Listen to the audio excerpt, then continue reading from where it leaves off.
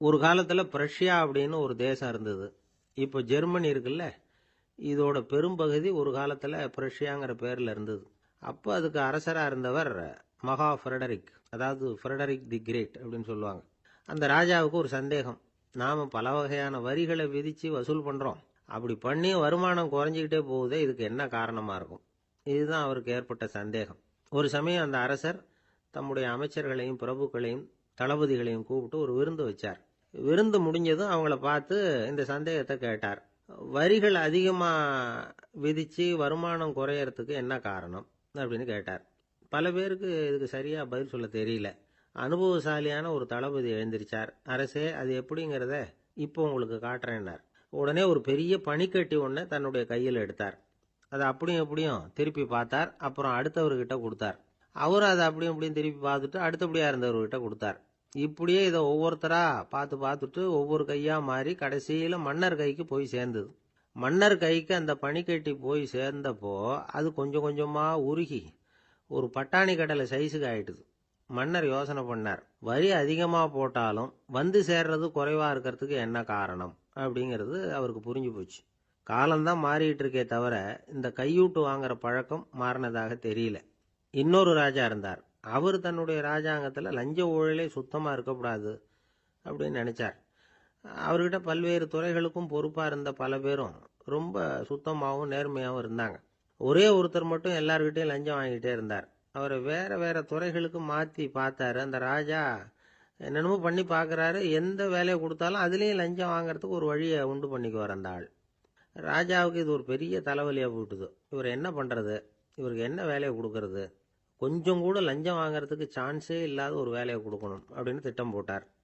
ஒரு நாள் அவருக்கு அந்த உத்தரவும் போட்டுட்டார். அதாவது அவருக்கு என்ன வேலைன்னா, கடற்கரையில் தான் அவருக்கு ஆஃபீஸ். அங்கேயே இருந்துக்க வேண்டியது. தினமும் எத்தனை கடல் அலை கரையில் வந்து மோதுது அப்படிங்கிறத கணக்கெடுத்து ராஜாவுக்கு தெரிவிக்க வேண்டியது. இதுதான் அவருக்கு வேலை. பேசாமல் அலையை எண்ணிட்டு உட்காந்துருக்கிட்டோம், அப்போவாவது அவர் லஞ்சம் வாங்குற சந்தர்ப்பம் இல்லாமல் போயிடும் அவருக்கு அப்படின்னு நினைச்சார் ராஜா. இந்த ஆள் கடற்கரைக்கு போய் டியூட்டியில் ஜாயின் பண்ணிட்டார். ஒரே மாசத்துல அங்கே சொந்தமாக ஒரு பிரம்மாண்டமான மாளிகை கட்டி விட்டாரு. ராஜாவுக்கு இது பெரிய ஆச்சரியமா போச்சு. அலைய என்ற வேலையில் அந்த ஆள் எப்படி பணம் சம்பாதிச்சார் அப்படின்னு விசாரிச்சு பார்த்தார் அக்கம் பக்கத்தில். அந்த ஆள் என்ன பண்ணியிருக்கிறாருன்னா, கடற்கரையில் போய் பொறுப்பை ஏற்றுக்கிட்ட உடனே அங்கே இருந்த மீனவர்கள்கிட்ட எல்லாம் இந்த கரையில் வந்து ஒரு நாளில் வந்து மோதுற அலைகள் எத்தனை அப்படின்னு கேட்டிருக்காரு. அது எப்படிங்க தெரியும்னு இருக்காங்க அவங்க. தினமும் அந்த எண்ணிக்கை தெரியணும். நம்ம ராஜாவுக்கு தினமும் அறிக்கை அனுப்பணும், டெய்லி ரிப்போர்ட்டு. தவறுனா நீங்கள் இந்த கடலில் போய் மீன் பிடிக்கிறதுக்கு ராஜாவோட அனுமதி கிடைக்காது அப்படின்னு இருக்காரு. உடனே மீனவர்களும் பயந்து போயிட்டாங்க. கடலுக்கு போகிறதுக்கு அனுமதி இல்லைன்னா பட்டினி கிடக்கிறது மாதிரி ஆயிடுமே. மெதுவாக அந்த ஆளுகிட்ட போனாங்க. காதோட காதா சொன்னாங்க, ஐயா, எங்களால் வந்து கடல் அலையை வந்து எண்ண முடியாது. தினமும் எங்களால் முடிஞ்சதை உங்களுக்கு பணமாக கொடுத்துட்றோம். நீங்கள் தான் ராஜா கிட்ட சிபாரிசு பண்ணி நாங்கள் தொடர்ந்து மீன் பிடிக்கிறதுக்கு அனுமதி வாங்கி கொடுக்கணும் அப்படின்னு வேண்டிக்கிட்டாங்க.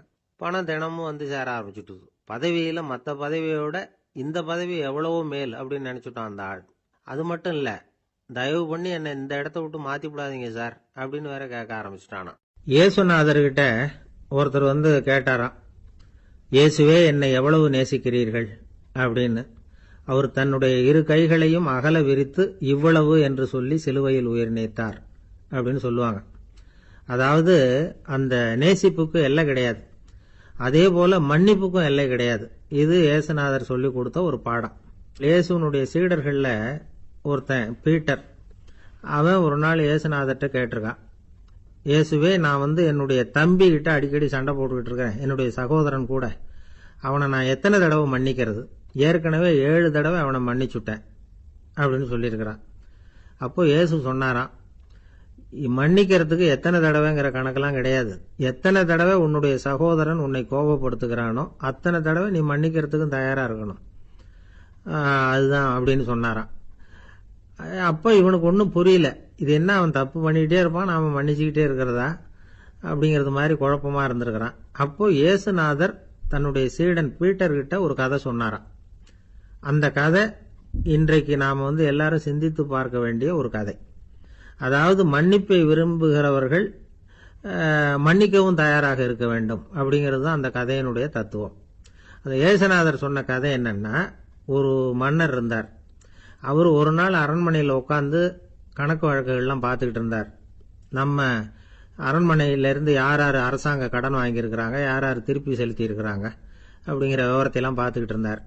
அப்போதான் புரிஞ்சுது, அந்த அரண்மனையில் வேலை செய்கிற ஒருத்தனே அரசாங்க கடன் வாங்கியிருக்கிறான். எவ்வளவு? 10,000 பொற்காசுகள் வாங்கியிருக்கான் கடன். இந்த 10,000 பொற்காசுகளை திருப்பி செலுத்தலை அரசாங்கத்துக்கு. இது மன்னர் கவனத்துக்கு வந்தது. உடனே நம்ம அரண்மனையில் இருக்கிறவனே அரசு கடன் வாங்கி திருப்பி செலுத்தாமல் இருக்கான், அவனை கூப்பிட்டு வாங்கன்னு சொல்லி கூப்பிட்டுட்டு வந்தாங்களாம். விசாரிச்சிருக்கிறாங்க, என்னப்பா நீ எவ்வளவு ஒன்று? ஆமாங்க 10,000 பொற்காசுகள் வாங்கியிருக்கிறேன், இன்னும் திருப்பி கட்டலைன்னு இருக்கான். உடனே அவர் மன்னர் சொல்லியிருக்கிறார், நம்ம சட்டத்திட்டப்படி நீ உடனே பணத்தை திருப்பி கட்டிடு. அப்படி உன்னால் கட்ட முடியலன்னா உன்னுடைய வீடு வாசல் சொத்து சுகம் எல்லாத்தையும் விற்று அந்த பணத்தை அரசு கருவூலத்தில் சேர்த்துக்கிறதுக்கு நானே ஏற்பாடு பண்ணிடுறேன் அப்படின்னு அந்த மன்னர் சொன்னாராம். இவன் அப்படியே அதிர்ச்சி ஆகிட்டான், அப்படியே பொத்துன்னு காலில் விழுந்தானா. மன்னா என்னை மன்னிச்சுங்க, என்னால் முடியல, எனக்கு மன்னிப்பு கொடுங்க அப்படின்னு இருக்கான். உடனே அவர் எழுந்திரிச்சு, சரி நீ மன்னிப்பு கேட்டுவிட்ட, அதனால் உன்னை மன்னிக்கிறேன், நீ பணம் கட்ட வேண்டாம் அப்படின்னு சொல்லி அந்த மன்னர் அவனை விட்டுட்டாராம். பணத்தையும் தள்ளுபடி பண்ணிட்டார், நீ திருப்பி கட்ட வேண்டான்னு. இவனுக்கு ரொம்ப மகிழ்ச்சி, அதனால் ரொம்ப உல்லாசமாக வந்துகிட்டு இருக்கிறான். தெருவில் வந்துகிட்டு இருக்கிறப்ப இவங்கிட்ட கடன் வாங்கின ஒருத்தன் எதுக்கு வந்துகிட்டு இருக்கான். அவன் இவங்கிட்ட ஒரு 100 பொற்காசுகள் கடன் வாங்கியிருக்கான். அவன் வந்தான், இவன் போய் அவன் சாட்டையை பிடிச்சிக்கிட்டான், நீ எப்படா என் கடனை திருப்பி கொடுக்க போறேன்னு. அவன் இப்போ முடியல, கொஞ்சம் பொறுத்துக்கா, அப்புறம் தாரேன் இருக்கான். அதெல்லாம் முடியாது, நீ கொடுத்து தான் ஆகணும் அப்படின்னு இவன் புடிவமாக சொல்கிறான். இப்போ நிலைமையை பாருங்க, இவன் ஏற்கனவே இவன் 10,000 பொற்காசுகள் அரசாங்கத்தில் கடன் வாங்கினா அதுக்கு மன்னிச்சு விட்டுட்டார் இவனை. ஆனால் இவன் இன்னொருத்தனை மன்னிக்கிறதுக்கு தயாராக இல்லை. இவங்கிட்ட கடன் வாங்கின இன்னொருத்தன் 10 பொற்காசுகள், அவனை மன்னிக்க தயாராக இல்லை. அவனை கொண்டு போய் நீதிமன்றத்தில் கொண்டு போய் நிறுத்தி தண்டனை வாங்கி கொடுத்துட்டான். நீதிபதி என்ன சொன்னார், அந்த இவன் வாங்கின பொற்காசுகளை திருப்பி கட்டுற வரைக்கும் ஜெயிலில் இருக்கணுங்கிறது தீர்ப்பு. ஆனால் உடனே அரசர் காதில் விழுந்தது. சொல்லிட்டாங்க, உங்ககிட்ட மன்னிப்பு வாங்கிட்டு போனானே ஒருத்தன், அவன் இன்னொருத்தனை மன்னிக்கிறதுக்கு தயாராக இல்லை, அவனை கொண்டு போய் ஜெயிலில் அடைச்சுட்டான் அப்படின்னு. உடனே மன்னர் பார்த்தார், இவனை மறுபடியும் கூப்பிட்டு வர சொன்னார். தபாரப்பா, நான் உன்னை மன்னிச்சு விட்டேன், ஆனால் நீ இன்னொருத்தனை மன்னிக்கிறதுக்கு தயாராக இல்லை, அதனால் என்னுடைய தீர்ப்பையும் மாத்துறேன், நீயும் அரசு கடன் தீர்ற வரைக்கும் ஜெயிலில் தான் இருக்கணும் அப்படின்னு சொல்லி ஜெயிலுக்கு அனுப்பிச்சிட்டாராம். இப்படி ஒரு கதையை இயேசுநாதர் தன்னுடைய சீடருக்கு சொன்னதாக ஒரு வரலாறு. அது என்ன, அதிலிருந்து நாம் புரிந்து கொள்ள வேண்டியதுன்னா, நாம் மன்னிக்கப்படணும்னு நாம் விரும்புகிறோம்னா நாம் இன்னொருத்தரை மன்னிக்கிறதுக்கு தயாராக இருக்கணும். அதனால் நாம் இன்னொருத்தரை யாரையும் மன்னிக்க மாட்டோம், ஆனால் என்ன இன்னொருத்தர் மன்னிக்கணும் அப்படிங்கிறது மாதிரி செய்யக்கூடாதுன்னு சொல்லுவாங்க. அது மாதிரி நாம் இப்போ இது தப்பாக புரிஞ்சுக்கிறவங்களும் இருக்கிறாங்க. பாவம் மன்னிப்புங்கிறதுலாம் எதுக்குன்னா, அதாவது மறுபடியும் பாவம் செய்யாமல் இருக்கிறதுக்காக தான். அதான் மன்னிக்கிறாரே அப்படிங்கிறதுக்காக மறுபடியும் பாவம் பண்ணிட்டு இருக்கிறது இல்லை. அதான் ஒருத்தர் கேட்டாராம், பாவத்திலிருந்து மன்னிப்பு கிடைக்கணும்னா நீ என்ன செய்யணும் அப்படின்னு கேட்டிருக்காரு. அதுக்கு அவன் சொல்லியிருக்கிறான், நான் முதல்ல பாவம் செய்யணும், அப்போதானே மன்னிப்பு கிடைக்கும் அப்படின்னு நானா. இப்படிப்பட்டவர்கள் தான் இன்னைக்கு உலகத்தில் அதிகமாக இருக்கிறாங்க. அதனால் இந்த மன்னிப்பின் மகத்துவங்கிறது இயேசுநாதர்கிட்ட தான் நாம் புரிஞ்சுக்கணும். அந்த இயேசு சொன்ன அந்த மன்னிக்கிற மனோபாவம் இருந்தால் இன்னைக்கு உலகம் பூராவும் அமைதி பூங்காவாக இருக்கும். அதில் ஒன்றும் ஆச்சரியமே இல்லை, அதில் ஒன்றும் சந்தேகமும் இல்லை. அதனால் மன்னிக்கிற மனோபாவத்தை நாம் எல்லாரும் நமக்குள்ளே வளர்த்து கொள்ள வேண்டும் அப்படிங்கிறது தான் நாம் இன்றைக்கு எல்லோரும் சிந்தித்து பார்க்க வேண்டிய ஒரு செய்தி. ஒருத்தர் மனசில் நிம்மதி இல்லாமல் உட்காந்துருந்தார். என்ன சார் விஷயம் அப்படின்னு விசாரித்தேன். அகலக்கால் வச்சுட்டேன், அதுதான் அவதிப்படுறேன்னார். விவரமாக சொல்லுங்கன்னு. வீடு கட்டணும்னு ஆரம்பித்தேன், வேலை பாதியிலேயே நிற்கிது, கையில் பணம் இல்லை அப்படின்னார். இது மாதிரி ஆசாமிகள் பல பேரை நீங்கள் பார்த்துருக்கலாம். இவங்கெல்லாம் சுலபமாக மன அழுத்தத்துக்கு ஆளாயிடுறாங்க. மன உளைச்சல், அதாவது ஸ்ட்ரெஸ் அப்படின்னு சொல்கிறோமே, அதுக்கு அடிப்படையான சில காரணங்கள் உண்டு. அதாவது மிகையாக திட்டமிடுதல் அப்படிங்கிறதும் ஒரு முக்கியமான காரணம். நடைமுறை சாத்தியம் என்னங்கிறத மனசில் வச்சுக்கிட்டு எந்த திட்டத்தையும் தீட்டணும், அப்போ தான் அது சரியாக வரும். ரெண்டாவது காரணம் என்ன தெரியுமா, ஒரே நேரத்தில் பல்வேறு செயல்களில் ஈடுபடுறது. தொலைபேசியில் பேசிக்கிட்டே கையில் இருக்கிற கடிதத்தை படிச்சுக்கிட்டே எதிரில் உட்காந்துக்கிட்டு இருக்கிறவருக்கும் அப்பப்போ பதில் சொல்லிக்கிட்டு மனசில் பல்வேறு சிந்தனைகளை அப்படியே ஓட விட்டுக்கிட்டு இருக்கிறது, இதுவும் மன அழுத்தத்தை உண்டாக்குது. மூணாவது காரணம், எதிலேயும் வெற்றி மட்டும் எதிர்பார்க்குற ஒருதலைப்பட்சமான ஆர்வம். நாம் தொட்டதெல்லாம் வெற்றியாகவே முடியணும் அப்படின்னு எதிர்பார்க்குறவங்க ஏதாவது ஒன்றில் தோல்வியை கண்டா தோண்டு போயிடுறாங்க. எப்படியும் முடியலாம்ங்கிற எண்ணம் ஏற்கனவே நமக்குள்ளே இருந்துட்டுதுன்னா அந்த அவஸ்தை வராது. அதனால் அதுவும் நம்ம வளர்த்து கொள்ள வேண்டிய ஒரு குணம். மன உளைச்சல் ஏற்படுறதுக்கு இன்னொரு காரணம் எதையும் வேகமாக செஞ்சுடணும் அப்படிங்கிற துடிப்பு. அந்த துடிப்பே மனசை அழுத்த ஆரம்பிச்சிடும். எந்த ஒரு காரியத்திலையும் தாமதமோ இடையூறோ ஏற்பட்டால் அதை பொறுத்துக்கிற மனப்போக்கம் வேணும். அது இல்லாதவங்க அழுத்தத்துக்கு ஆளாயிடுறாங்க. சில பேர் வேலைன்னு எந்த நேரம் பார்த்தாலும் வேலையே கதின்னு கிடப்பாங்க. பொழுதுபோக்குக்கோ உடற்பயிற்சிக்கோ குடும்பத்தில் உள்ளவங்க அல்லது நண்பர்கள் கூட கலந்துரையாடவோ கொஞ்சம் கூட நேரம் ஒதுக்க மாட்டாங்க. இந்த சுபாவம் மன அழுத்தத்தை உண்டு பண்ணும். இதையெல்லாம் புரிஞ்சுக்கிட்டு அதிலிருந்து விடுபடுறது எப்படின்னு யோசிக்கணும். வல்லுநர்கள் இது தொடர்பாக சில யோசனைகளை சொல்லி வச்சிருக்கிறாங்க. அது என்னன்னா, வாழ்க்கைங்கிறது பிரச்சனைகளால் பின்னப்பட்ட ஒன்று. அது எப்பவுமே முடிவடையாத ஒரு தொடர்கதை அப்படிங்கிறத முதல்ல நாம் புரிஞ்சுக்கணும். ஒரே நேரத்தில் ஒரு காரியத்தில் மட்டுமே நாம் கவனம் செலுத்தணும். அடுத்தவங்க காரியத்தில் தலையிடக்கூடாது. எதையும் பேச ஆரம்பிக்கிறதுக்கு முன்னாடி நம்மை நாமே கேட்டுக்க வேண்டிய கேள்வி 2. 1, நான் சொல்ல போகிறது ரொம்ப முக்கியமானதா? 2வது, நான் சொல்கிறத அவங்க கேட்கறதுக்கு ஆசைப்படுறாங்களா? நான் பேசுறதுக்கு அது சரியான நேரம் தானா? இதை யோசித்து பார்த்ததுக்கப்புறம் எதையும் பேச ஆரம்பிக்கணும். முடிஞ்ச அளவுக்கு வளைந்து போகிற சுபாவத்தை வளர்த்துக்கணும். நம்ம நேரம் விலை மதிப்பு இல்லாதது. அதை வீணாக்கக்கூடாது. சிரிக்க தெரியலனாலும் பரவாயில்ல, முகத்தில் கொஞ்சம் புன்முறுவலாவது காட்டணும். இதெல்லாம் ரொம்ப முக்கியம். அடுத்தவங்க ஏதாவது செஞ்சால் உடனே நன்றி சொல்ல மறக்கப்படாது. தினமும் கொஞ்சம் நேரத்தை தனிமையில் செலவு பண்ணணும். மன உளைச்சலிருந்து விடுபடுறதுக்கு 3 முக்கிய வழிகள் சொல்கிறாங்க. அதை சுருக்கமாக ரெட் அப்படின்னு சொல்கிறாங்க. RED ஆங்கில எழுத்தில். அந்த முதல் எழுத்து ஆர், அது என்னன்னா ரிலாக்ஸேஷன், அதாவது இடை ஓய்வு. 2வது E எக்ஸர்சைஸ், உடற்பயிற்சி. 3வது டயட், திட்டமிட்ட உணவு முறை. அதனால் தியானம், மூச்சு பயிற்சி இதெல்லாம் இந்த இடை ஓய்வுக்கு வழிகள். எந்த வேலையையும் தொடர்ந்து செய்யக்கூடாது. எல்லார்கிட்டையும் கலகலப்பாக பழகணும். மாதத்துக்கு ஒரு நாளாவது குடும்பத்தோடு வெளியில் போயிட்டு வரணும். சுலபமான உடற்பயிற்சிகளை செய்யலாம். உடற்பயிற்சிங்கிறது நமக்காக நாம் செய்கிற ஒரு நீண்டகால முதலீடு அப்படின்னு சொல்லுவாங்க. அதாவது லாங் டேர்ம் இன்வெஸ்ட்மெண்ட்டாம். அளவோடு சாப்பிட்ணும், மெதுவாக சாப்பிட்ணும். இதெல்லாம் கொஞ்சம் மனசில் வச்சுக்கிட்டு நடந்துக்கிட்டால் மகிழ்ச்சியாக வாழலாம். சில பேர் சாப்பாட்டு விஷயத்தில் ரொம்ப அக்கறை எடுத்துக்கிறது உண்டு. ஒரு குண்டு ஆசாமி சாப்பிட உட்கார்ந்தார். முதல்ல ஒரு மாத்திரை சாப்பிட்டார். எதுக்குன்னு கேட்டோம். பசி எடுக்கிறதுக்குன்னார். சாப்பிட்டு முடிச்சார். பிறகு மறுபடியும் ஒரு மாத்திரை சாப்பிட்டார். இது எதுக்குன்னு கேட்டோம். சாப்பிட்டது ஜீரணமாகறதுக்கு அப்படின்னார். உங்க மேல எனக்கு அளவு கடந்த அன்பு அப்படின்னு யாராவது சொன்னா அதை அலட்சியமா நினைச்சிடக்கூடாது. அது கொஞ்சம் சீரியஸான விஷயம். அளவுக்கு மிஞ்சினா எதுவுமே இடைஞ்சல் தானே. அன்பும் அப்படிதான். அன்பு அதிகமா இருந்தா அது எப்படி கெடுதல் பண்ணும் அப்படிங்கிற சந்தேகம் உங்களுக்கு வரலாம். தசரதன் கதை என்னாச்சு? கைகேயி மேல வச்சு அளவு கடந்த அன்பு. ராமன் காட்டுக்கு போறாப்புல ஆயிட்டுதுல்ல. தசரதன் எப்பேற்பட்ட அரசன். விஸ்வாமித்திரர் சொல்றார், என்ன மாதிரி முனிவர்களுக்கும் தேவர்களுக்கும் ஏதாவது கஷ்டம் வந்தா முதல்ல முருகன் கிட்ட போவோம், அப்புறம் பரமசிவனை போய் பார்ப்போம், அதுக்கப்புறம் திருமால் கிட்ட போவோம், அப்புறம் பிரம்மன் இந்திரன் இவங்களெல்லாம் போய் பார்ப்போம். இவங்களால எல்லாம் முடியலன்னா கடைசியில் அயோத்திக்கு வருவோங்கிறார். உன்னை விட்டா வேற கதி உண்டோ அப்படின்னு தசரதனை பார்த்து விஸ்வாமித்திரரே சொல்றார். அப்பேற்பட்ட அரசன் தசரதன் கைகேயி காலில் விழறான். உன் பாதங்களை தொட்டு கெஞ்சி கேட்டுக்கிறேன், ராமனை காட்டுக்கு அனுப்பாதேங்கிறான். தசரதனுடைய இந்த நிலைமைக்கு என்ன காரணம்?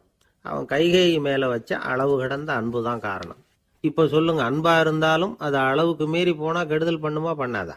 அது மட்டும் இல்ல, அளவு கடந்த அன்பு நீதிக்கும் நியாயத்துக்கும் புறம்பான காரியங்களையும் செய்ய வச்சிரும். தசரதன் மிகச்சிறந்த நீதிமான். தர்மத்துக்கு விரோதமா ஒரு காரியமும் செய்யாதவன். அப்பேற்பட்டவன் தன்னுடைய மனைவியை பார்த்து என்ன சொல்றான் தெரியுமா? உனக்காக நான் என்ன செய்யணும் சொல்லு, செய்யறேன். ஒரு குற்றமும் செய்யாத ஒருத்தனை கொல்லணுமா கொல்றேன். மரண தண்டனை விதிக்கப்பட்ட ஒருத்தனை விடுதலை செய்ய சொல்றியா செய்யறேன். எந்த பிச்சைக்காரனையாவது கோடீஸ்வரனாக சொல்றியா ஆக்குறேன். அல்லது கோடீஸ்வரனை பிச்சைக்காரன் ஆக்கணுமா ஆக்குறேன் அப்படிங்கிறான். நீதிக்கு விரோதமான இந்த பாவங்களை செய்யறதுக்கு அப்பேற்பட்ட அரசன் எப்படி துணிஞ்சான்? மனைவி பேர்ல வச்ச அளவு கடந்த அன்பு தான் காரணம். திரிசூலம், வஜ்ராயுதம், வாள் இதுகளால் தாக்கப்பட்டா கூட அதையெல்லாம் கொஞ்சம் கூட லட்சியம் பண்ணாத ஒருத்தன் காமதேவனுடைய மலர் அம்புகள் தாக்குனா அதை அவனால் தாக்கு பிடிக்க முடியல, விழுந்துடுறான். காமதேவனுக்குள்ள மகிமையே அதுதாங்கிறார் துளசிதாசர். அதனால தான் பெரியவங்கள்லாம் என்ன சொல்கிறாங்கன்னா, எதையும் அளவுக்கு மீறி செய்யாதேங்கிறாங்க. அப்பா, அம்மா, மனைவி, மக்கள் எல்லார் பேர்லேயும் அன்பு அவசியம்தான். ஆனால் அந்த அன்பு அறிவுக்கு புறம்பாக இருக்கக்கூடாது, அளவுக்கு மீறி இருக்கக்கூடாது. அப்போ தான் வாழ்க்கை சுகமாக இருக்கும். இல்லைன்னா அவஸ்தை தான். அளவுக்கு மீறின அன்புங்கிறது புரியுது, அது சரி. அறிவுக்கு புறம்பான அன்புங்கிறது எப்படி? ஒரு தாய்க்கு ஜலதோஷம் அல்லது ஏதோ ஒரு தொற்று நோயின்னு வச்சுங்களேன். அந்த அம்மாவுக்கு தன்னுடைய குழந்தை பேரில் அளவு கடந்த அன்பு. தனக்கு நோய் இருக்குது, அது அடுத்தவங்களுக்கு தொற்றக்கூடியது அப்படின்னு தெரிஞ்சிருந்தோம் அன்பை காட்டுறதுக்காக அந்த குழந்தைக்கு முத்தம் கொடுக்குறேன்னு தூக்கி வச்சுக்கிட்டு கொஞ்சம் ஆரம்பிச்சதுன்னு வச்சுக்கோங்க, அது நல்லா இருக்குமா? இதுதான் அறிவுக்கு புறம்பான அன்புங்கிறது. அது மாதிரி விலங்குகள்கிட்ட அன்பாயிருன்னு சொல்கிறோம். அதுக்காக புலிக்கு முத்தம் கொடுக்க முடியுமா? அப்படி கொடுத்தா அது அறிவுக்கு புறம்பான அன்பு. அதனால் அன்பு கூட அறிவுபூர்வமாக இருக்கணும் அப்படிங்கிறத இன்றைக்கி தகவல் மூலமாக நாம் புரிஞ்சுக்கணும். இந்த காலத்து காதலன் தன்னுடைய காதலிகிட்ட சொன்னானாம், இதை பாரு, உன் பேரில் எனக்கு அளவு கடந்த அன்பு, உனக்காக என்ன செய்யணும் சொல்லு, செய்கிறேன். நெருப்பில் நடக்கணுமா நடக்கிறேன், நீரில் குதிக்கணுமா குதிக்கிறேன், உயிரையே கொடுக்கணுமா கொடுக்குறேன் அப்படின்னா. சரி, வர்றேன் ஞாயிற்றுக்கிழமை சாயந்தரம் 6 மணிக்கு இதே இடத்துக்கு வாங்க அப்படின்னுது அந்த பொண்ணு. இவன் கொஞ்சம் யோசனை பண்ணி பார்த்துட்டு, அன்னைக்கு மழை பெய்யாமல் இருந்தால் வந்துடுறேன் அப்படின்னானா. ஒரு பள்ளிக்கூடம் வகுப்பு நடந்துக்கிட்டு இருக்கு. ஆசிரியர் பாடம் நடத்திக்கிட்டு இருக்கிறார். நடத்தி முடிச்ச உடனே கேட்டார், மாணவர்களே, இதுவரைக்கும் நான் நடத்தின பாடத்தில் உங்களுக்கு ஏதாவது சந்தேகம் இருக்கா அப்படின்னு கேட்டார். அப்புறம் ஒவ்வொருத்தராக கேட்டார். ஒரு மாணவன் எழுந்திருச்சான். சார், எனக்கு சந்தேகம் எதுவுமே இல்லைன்னா. ஏன்னு கேட்டார். ஏன்னா எனக்கு நீங்கள் நடத்தின பாடம் தெளிவாக புரிஞ்சுட்டுது, அதனால சந்தேகம் வரலன்னா. இன்னொரு மாணவன் எழுந்திருச்சான். சார், எனக்கும் சந்தேகம் எதுவும் இல்லைன்னா. ஏண்டான்னு கேட்டார். ஏன்னா எனக்கு நீங்கள் நடத்தின பாடம் எதுவுமே புரியல, அதனால சந்தேகம் வரல அப்படின்னா. இந்த இடத்துல நாம் கொஞ்சம் சிந்திச்சு பார்க்கணும். இந்த உலகத்தில் எல்லாம் புரிஞ்ச ஒருத்தனுக்கும் சந்தேகம் வராது, எதுவுமே புரியாத ஒருத்தனுக்கும் சந்தேகம் வராது. அறகுறையாக புரிஞ்சுக்கிட்டவன் இருக்கான் பாருங்க, அவனுக்கு தான் அடிக்கடி சந்தேகம் வரும். ஆக மாணவர்களை இந்த 3 வகையாக பிரிக்கலாம். அதே மாதிரி தான் மனிதர்களையும் 3 வகையாக பிரிக்கிறாங்க ஆன்மீகவாதிகள். ஒரு ஆன்மீக பெரியவர் என்ன சொல்றார் தெரியுமா? இந்த உலகத்தில் 3 வகையான மனிதர்கள் இருக்கிறாங்களாம். முதல் வகை எப்படி தெரியுமா? இவங்களுக்கு எதையும் தெரிஞ்சுக்கணுங்கிற அவசியமே கிடையாது. ஏன்னா அவங்களுக்கு எல்லாமும் தெரியும். இவங்க ஞானத்தின் முழு வடிவா இருக்கிற காரணத்தினால அவங்களுக்கு எந்த சந்தேகமும் இல்லை, எந்த கேள்விகளும் கிடையாது. இந்த நிலையில இருக்கிறவன் கிருஷ்ணன். எல்லாத்துக்கும் விட தெரிஞ்சுக்கிட்ட நிலையில அவன் விடையாக மாறிவிட்டான் அப்படின்னு சொல்லுவாங்க. 2வது நிலையில இருக்கிறவன் அர்ஜுனன். இவனுக்கு எப்போ பார்த்தாலும் கேள்விதான், சந்தேகம்தான். பதில் சொல்ல சொல்ல அவனுக்கு இருக்கிற சந்தேகமும் அதிகமாகிட்டே இருக்கும், குறையவே குறையாது. அர்ஜுனன் மாதிரி உள்ளவங்க எப்பவும் கேள்வி கேட்டுக்கிட்டே இருப்பாங்க. ஒரு கேள்விக்கு விடை கிடைச்சுட்டுன்னு வைங்க, உடனே இன்னொரு கேள்வி அவங்க கிட்ட இருந்து வரும். கிருஷ்ணனுடைய நிலை எப்படின்னா அது கேள்விகளே அற்ற ஒரு நிலை. அர்ஜுனனுடைய நிலை எப்படின்னா அது கேள்விகளை தவிர வேறு எதுவும் அற்ற ஒரு நிலை. இவங்களை தவிர இன்னொரு ஆள் இருக்கிறான், அவனுக்கும் கேள்விகள் அற்ற ஒரு நிலை தான். அவன் யாருன்னா துரியோதனன். இவனுக்கு தெரிஞ்சுக்கணுங்கிற எண்ணமே சுத்தமா கிடையாது. ஆவலே இல்லைங்கிறதுனால அதை புரிஞ்சுக்கணுங்கிற அவசியமும் இல்லை. அதனால அவனுக்கு கேள்விகள் அற்ற ஒரு நிலையில அவன் இருந்துகிட்டு இருக்கிறான். எல்லா பதிலும் தெரிந்து கொண்ட நிலையில கிருஷ்ணனும் கேள்விகள் அற்ற நிலையில இருக்கிறான். தெரிஞ்சுக்கணுங்கிற ஆவலே இல்லாத துரியோதனனும் கேள்விகள் அற்ற நிலையிலே இருக்கிறான். இப்படியும் இல்லாம அப்படியும் இல்லாம 2ம் கெட்டான் நிலையில இருக்கிறானே, அவன் தான் அர்ஜுனன். அதனால பெரியவங்கள்லாம் என்ன சொல்றாங்கன்னா, இந்த உலகத்துல அர்ஜுனன்களா இருக்கிறவங்க ஒண்ணு துரியோதனனா மாறிடணும், இல்லைன்னா கிருஷ்ணனா மாறிடணும். இதை தவிர வேற வாய்ப்பு இல்லை.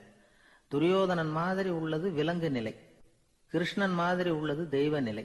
அர்ஜுனன் விலங்காவும் ஆக முடியல, தெய்வமாவும் ஆக முடியல. இப்படி 2ம் கெட்டானா இருக்கிற வரைக்கும் இந்த கேள்விகளும் பிரச்சனைகளும் இருந்துகிட்டே தான் இருக்கும். இதுதான் பெரியவர்கள் சொல்லுகிற அனுபவ உண்மை. ஒரு ஆசிரியர் ரொம்பவும் விரிவா விளக்கமா பாடம் நடத்தின பிறகு, மாணவர்களே ஏதாவது சந்தேகம் இருந்தா கேளுங்கன்னாராம். ஒரு மாணவன் எழுந்திருச்சான். சார், எனக்கு ஒரு சந்தேகம்னா. என்னன்னு கேட்டார். இது வரைக்கும் என்ன பாடம் சார் நடத்துனீங்க அப்படின்னா அந்த பையன். இந்த உலகத்துல எத்தனை வகையான மனிதர்கள் இருக்கிறாங்க, ஒவ்வொரு மனிதனுமே ஒவ்வொரு வகை அப்படிங்கிறாங்க விஞ்ஞானிகள். மனிதர்களை 3 வகையா பிரிக்கலாம் அப்படின்னு சொல்றாங்க மெய்ஞானிகள். இவங்களை பத்திலாம் ஏற்கனவே நாம பேசியிருக்கிறோம். இப்போ டாக்டர் எட்வர்டு பேட்ச் அப்படிங்கிற நிபுணர் என்ன சொல்றாரு தெரியுமா? மனிதர்களை 7 வகையா பிரிக்கலாம்ங்கிறார். மனிதர்களின் மனநிலை அடிப்படையில் அவங்களை 7 விதமா வகைப்படுத்துறார் அவர். சரி, அது என்ன 7 வகை? முதல் வகை என்னன்னா பயந்த குணம் உள்ளவங்க. சார் ரொம்ப பயந்த சுபாவம், வீட்டில் கூட வாயே திறக்க மாட்டார், சாப்பிட போறப்ப மட்டும்தான் கொஞ்சம் வாயை திறப்பார், அப்புறம் மூடிக்குவார் அப்படின்னு சில பேரை பற்றி நாம் பேசிக்கிறது உண்டு. இவங்கெல்லாம் இந்த வகை, அதாவது பயந்த குணம் உள்ளவர்கள் அப்படிங்கிற முதல் வகை. சரி, 2வது வகை என்னன்னா சஞ்சலப்படுகிறவர்கள். எதுக்கு எடுத்தாலும் கலக்கம், குழப்பம், இப்படியே காலம் தள்ளிட்டு இருப்பாங்க. பல பேர் பார்த்துருப்பீங்க. அவங்கெல்லாம் இந்த வகை. 3வது வகை என்னன்னா யதார்த்த உலகை மறந்து கற்பனை உலகத்திலேயே மிதக்கிறவங்க. இளைஞர்கள், கவிஞர்கள், இப்படி பல பேர் இருக்கிறாங்க. எப்போ பார்த்தாலும் கற்பனை உலகத்திலேயே மிதந்துக்கிட்டு இருப்பாங்க. கிட்டத்தில் போய் என்னங்க ஒரு மாதிரியா இருக்கிறீங்க அப்படின்னு கேட்டு பாருங்க, அவங்களெல்லாம் ஏதோ ஒரு அற்ப புழுவை பார்க்கறது மாதிரி அவங்கள பார்ப்பாங்க. அதுவும் அந்த வானத்து நிலாவை பாருங்கள், அது என்னை வா வான்னு கூப்பிடுது, எனக்கு சீக்கிரத்தில் ஒரு நாள் சிறகுகள் முளைக்கும், சிறகடித்து வானத்தில் பறந்து போவேன், அந்த செல்ல நிலாவை கொஞ்சிவிட்டு வருவேன், இப்படிலாம் பேசிக்கிட்டு இருப்பாங்க. கொஞ்சிறது அப்புறம் இருக்கட்டும், இப்போ கஞ்சிக்கு வழியே பாருப்பா அப்படின்னா அதை காதில் வாங்க மாட்டாங்க. நாம் ஏதோ இந்த உலகத்தை அனுபவிக்க தெரியாதவர்கள் மாதிரி நம்மளை அவங்க கவனிப்பாங்க. இப்படி ஒரு ரகம். 4வது வகை மனிதர்கள் எப்படின்னா, இவங்க தனிமை உணர்வு மிக்கவர்கள். இவங்க மற்றவங்களோட இயல்பாக நெருங்கி பழகிறதில்ல, தான் உண்டு தன்னுடைய வேலை உண்டுன்னு இருந்துட்டு போகிறவங்க. அடுத்த வீட்டில் இருக்கிறவர் யார் அப்படின்னு கேட்டால் கூட அடுத்த வீடுன்னு ஒன்று இருக்கா அப்படிங்கிறது மாதிரி நம்ம முகத்தை பார்ப்பாங்க. அவங்ககிட்ட மேற்கொண்டு நாம் என்னத்தை பேச முடியும்? இப்படி ஒரு வகை. 5வது வகை மனிதர்கள் எப்படின்னா, இவங்க மற்றவங்க செல்வாக்குக்கு உட்பட மறுப்பவர்கள். அடுத்தவங்களோட செல்வாக்குக்கு இவங்க ஆட்படுறதில்ல. நான் யார் தெரியுமான்னு கேட்டால் அதை தெரிஞ்சுட்டு எனக்கு என்ன ஆக போகுதும்பாங்க. இவங்கெல்லாம் அந்த ரகம். 6வது வகை மனிதர்கள் எப்பவும் எதுலேயும் பற்று இல்லாமல் இருக்கிறவங்க. இது ஒரு துறவு மனப்பான்மை. இயல்பாகவே சில பேர் இப்படி உண்டு, அவங்களுக்கு எதுலேயும் ஒரு ஈடுபாடு இருக்காது. அப்படிப்பட்டவங்கெல்லாம் 6வது வகை. 7வது வகை மனிதர்கள் மற்றவங்க கவலையை தன்னுடையதாக ஆக்கிக்கிட்டு கவலைப்படுறவங்க. இவங்கெல்லாம் மகாத்மாக்கள். தாம் வேறு அடுத்தவங்க வேறு அப்படிங்கிற எண்ணம் இவங்களுக்கு வர்றதில்லை. அதனால் அடுத்தவங்களுக்கு ஒரு துன்பம் வந்ததுன்னா இவங்களால சும்மா இருக்க முடியறதில்லை. ஆக கூடி இப்படி 7 விதமான மனிதர்களை அடையாளம் காட்டுறார் அந்த நிபுணர். இதில் நாம் எந்த வகையில் வர்றோம் அப்படிங்கிறத நாம தான் அடையாளம் கண்டுபிடிக்கணும். எனக்கு தெரிஞ்ச ஒரு மனிதர் உண்டு. அவர் ஒரு வித்தியாசமான வகை. எதையும் நடைமுறை சாத்தியமாக சிந்திக்கிறவர். எப்பவும் அடுத்தவங்களும் நல்லா இருக்கணும், நாமும் நல்லா இருக்கணும் அப்படின்னு ஆசைப்படுறவர். அவருக்கு ஒரு சமயம் திடீர்னு உடம்பு சுகம் இல்லாமல் போயிட்டுது. டாக்டர்கிட்ட போனார், பணம் கொடுத்தார், வைத்தியம் பார்த்துக்கிட்டார். அவர் எழுதி கொடுத்த மருந்து சீட்டை வாங்கினார். ஒரு மருந்து கடைக்கு போனார், பணம் கொடுத்தார், மருந்து வாங்கினார். அதை எடுத்துகிட்டு வீட்டுக்கு வந்தார். அதுக்கப்புறம் அந்த மருந்து அவர் சாப்பிடணும்ல, சாப்பிடவே இல்லை, அப்படியே சும்மா வச்சுட்டார். அவரை பார்த்து கேட்டேன், ஏன் சார் இப்படி பண்ணுறீங்க, வீண் செலவு தானே இது, நீங்கள் ஏன் டாக்டர்கிட்ட போய் பணம் செலவு பண்ணுனீங்கன்னு கேட்டேன். அவர் சொன்னார், டாக்டர் வாழணும் இல்லையா, அதனால தான் அப்படின்னார். சரி, அப்புறம் ஏன் மருந்து வாங்கினீங்க அப்படின்னு கேட்டேன். மருந்து கடைக்காரர் வாழணும் இல்லையா, அதனால தான் அப்படின்னார். சரி, அப்புறம் ஏன் வாங்கின மருந்து சாப்பிடாம வச்சுட்டீங்க அப்படின்னதுக்கு, நான் வாழணும் இல்லையா அதனால தான் அப்படின்னார். இவர் வாழ்க்கையை புரிஞ்சுக்கிட்டவர். இப்படி வாழ்க்கையை புரிந்து கொண்டு வாழ தெரிஞ்சுக்கணும். எந்த வகை மனிதர் நாம் அப்படிங்கிறத புரிஞ்சுக்கிட்டு வாழ்ந்தோம்னா வாழ்க்கையில வெற்றி நிச்சயம். சீடன் வெளியூர் புறப்படுறதுக்கு தயாரா இருந்தான். ரொம்ப தூரம் போக போறான். திரும்பி வர நாளாகும். புறப்படுறதுக்கான ஆயத்த வேலைகள்ல ஈடுபட்டு இருந்தான். அந்த சமயம் பார்த்து இன்னொரு சீடன் அவங்கிட்ட வந்தான். நம்ம குரு உன்னை அழைச்சிட்டு வர சொன்னார், வா அப்படின்னு கூப்பிட்டான். இவன் உடனே புறப்பட்டு போனான். குருநாதரை பார்த்தான். அவர் காலில் விழுந்து வணங்கினான். வணங்கிவிட்டு எழுந்திரிச்சான். அவ்வளவுதான். குரு ஏதாவது உபதேசம் பண்ணுவாருன்னு எதிர்பார்த்தான். ஆனா நடந்தது என்ன தெரியுமா? குரு அவனுக்கு ஓங்கி ஒரு அடி கொடுத்தார். எதிர்பாராம இந்த அடியை வாங்கினதும் அந்த சீடன் அதிர்ந்து போயிட்டான். பக்கத்துல இருந்த மற்ற சீடர்களும் திகைச்சு போய் நின்னுட்டாங்க. அடி வாங்கின சீடனுக்கு மனசுக்குள்ள குழப்பம். நாம என்ன தப்பு பண்ணணும், புறப்படுற நேரத்துல இப்படி குரு கிட்ட அடி வாங்குற மாதிரி ஆயிட்டுதே அப்படின்னு நினைச்சு மனசுக்குள்ள ரொம்ப வேதனைப்பட்டான். கொஞ்சம் துணிச்சலை வரவழைச்சுக்கிட்டு குருநாதர்கிட்டயே கேட்டுட்டான், சுவாமி நான் என்ன தப்பு பண்ணினேன், என்ன இப்படி அடிச்சுட்டீங்களே, ஒரு வார்த்தை கூட உங்களை எதிர்த்து நான் பேசினது இல்லையே, இவ்வளவு காலமா உங்க விருப்பத்துக்கு விரோதமா ஒரு காரியம் கூட நான் செஞ்சது இல்லையே, வந்ததும் வராததுமா ஒண்ணுமே சொல்லாம என்ன அடிச்சுட்டீங்களே, குருவே நான் செஞ்ச குற்றம் தான் என்ன அப்படின்னு கண்ணீரோட பரிதாபமா கேட்டானா அந்த சீடன். ஆனா அந்த குரு முகத்துல கொஞ்சம் கூட கோபம் இல்லை. அவர் சிரிச்சுக்கிட்டே நின்றுகிட்டு இருந்தாராம். அதுக்கப்புறம் சொன்னாராம், என்னுடைய அருமை சீடனே, நீ ஒரு தவறும் பண்ணல, நான் உன்னை அடிச்சது நீ ஏதோ தப்பு பண்ணிவிட்டேங்கிறதுக்காக இல்லை, நீண்ட பயணம் போக போற, ஞாபகமா ஏதாவது கொடுத்து அனுப்ப வேணாமா, நீ ஞானம் பெற்ற பிறகுதான் திரும்பி வர போறேங்கிறது எனக்கு தெரியும், அதுக்கு பிறகு உன்னை வந்து அடிக்க முடியுமா, அதனால இப்ப கிடைச்சிருக்கிற இந்த வாய்ப்பை பயன்படுத்திக்கிட்டேன், அப்போதைக்கு இப்பவே அடிச்சுட்டேன், அவ்வளவுதான், வேற ஒண்ணும் இல்லை அப்படின்னாராம். குரு சிரிச்சுக்கிட்டே இப்படி சொல்றார். இருந்தாலும் இதுவும் ஒரு உபதேசம் தான். அதிர்ச்சிகளால வந்து விழிப்படைய வைக்கிறதும் ஒரு வழிதான். இது வந்து ஜென் வழி. பெரும்பாலும் அதிர்ச்சியின் மூலமாகவே ஞான தரிசனத்தை அருள்கிறவர்கள் தான் ஜென் குருமார்கள். நம்ம தியானம் தான் ஜென். இந்தியாவில இருந்து இது சீனாவுக்கு போய் கொஞ்சம் பேர் மாறி வளம் பெற்று ஜப்பான்ல ஜென் ஆகி வளர்ந்துருக்குது, அவ்வளவுதான். ஜென்கிறது தியானம். எதை நினைச்சும் தியானிக்கிறது இல்லை, எல்லாத்துலயும் தியானம் இருக்கிறதா சொல்லுது ஜென். பேசுறது, இருக்கிறது, நடக்கிறது, சாப்பிடுறது, சிரிக்கிறது, தூங்குறது, தொழில் செய்யறது அல்லது சும்மா இருக்கிறது எல்லாமே தியானம் தான். ஜென்கிறது ஒரு சுய தரிசனம், தன்னைத்தானே அடையாளம் கண்டுகொள்ளுகிறது தான் அது. இல்லாத எதையும் தேடி கண்டுபிடிக்கிறது இல்லை. ஜென் மார்க்கத்தை பத்தி ஓஷோ என்ன சொல்றாரு தெரியுமா? காணாமல் போன தன்னுடைய மூக்கு கண்ணாடி தன்னுடைய மூக்கின் மேல் இருப்பதை கண்டுகொள்வது போன்றது ஜென் அப்படிங்கிறார். நம்மால் ஒருத்தர் இன்னொருத்தர் முகத்தை ரொம்ப நேரமா உத்து பார்த்துக்கிட்டு இருந்தார். என்ன பாக்குறீங்கன்னாரு அவரு. நீங்க போட்டிருக்கீங்களே மூக்கு கண்ணாடி, அதை தான் பாக்குறேன்னாரு இவரு. நீங்க அப்படி பாக்குறதுக்கு விசேஷ காரணம் ஏதாவது உண்டான்னு கேட்டார் இவர். உண்டுன்னார். என்னன்னு கேட்டார். நேற்றுக்கு காணாம போன என்னோட மூக்கு கண்ணாடி அது அப்படின்னாராம் இவர்.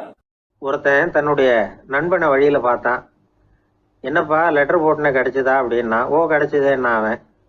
இவன் உடனே ஏன்டா போய் சொல்ற, நான் உனக்கு லெட்டரே போடல, சும்மா தான் கேட்டேன், உடனே கிடைச்சிட்டுதுங்கிறிய அப்படின்னா. லெட்டர் போட்டேன்னு நீ போய் சொல்றப்போ அது கிடைச்சதுன்னு நான் போய் சொல்லக்கூடாதா அப்படின்னு நானா அவன். இப்படிப்பட்டவங்க சில பேர் இருந்தா கூட இன்னைக்கு கடிதம் மூலமா தொடர்பு கொள்ளாதவங்க இருக்கவே முடியாது. அந்த அளவுக்கு அது அவசியமான ஒன்னாயிட்டுது. இந்த அஞ்சல் அட்டைகள் எப்படி ஆரம்பமாச்சு தெரியுமா? ஆஸ்திரியா நாட்டுல ஒரு பேராசிரியர் இருந்தார். அவர் பேரு இம்மானுவேல் ஹெர்மன். அவர் ஒரு நாள் ஒரு பத்திரிகையில கட்டுரை எழுதினாராம். இது நடந்தது 1869. அவர் எழுதின கட்டுரையில மக்கள் அதிகம் செலவில்லாம ஒருத்தருக்கு ஒருத்தர் தகவல் பரிமாறிக்கிறது எப்படி அப்படிங்கிறத பத்தி எழுதியிருந்தார். அதுக்கு சில யோசனைகளை அவரே எழுதியிருந்தாராம். எப்படின்னா, அந்த கட்டுரையை எல்லாரும் படிச்சு பார்த்துருக்குறாங்க. அவர் சொன்ன யோசனைகள் என்னன்னு. அது வந்து அரசாங்கத்தின் கவனத்துக்கு அது போச்சான். ஆகா, இது அவர் சொல்ற யோசனை நல்லா இருக்கும் போல் இருக்கு அப்படின்னு அவங்களே நினைச்சிருக்கிறாங்க. அவ்வளவுதான். உடனே அந்த யோசனையை நடைமுறைக்கு கொண்டுட்டு வந்தாங்களாம். பேராசிரியர் இம்மானுவேல் ஹெர்மனின் யோசனைப்படி அச்சடிச்ச அரசு முத்திரையோட அரசாங்கம் அஞ்சல் அட்டைகளை வெளியிட ஆரம்பிச்சுதான்.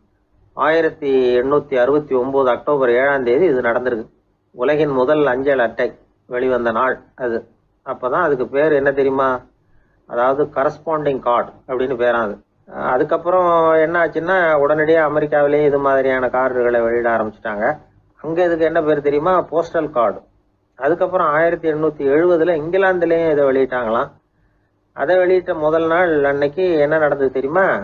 மக்கள்லாம் ஏதோ நியாய விலை கடையில் நிற்கிறது மாதிரி பெரிய பெரிய கியூ வரிசையில் நின்று இதை வாங்கினாங்களாம்.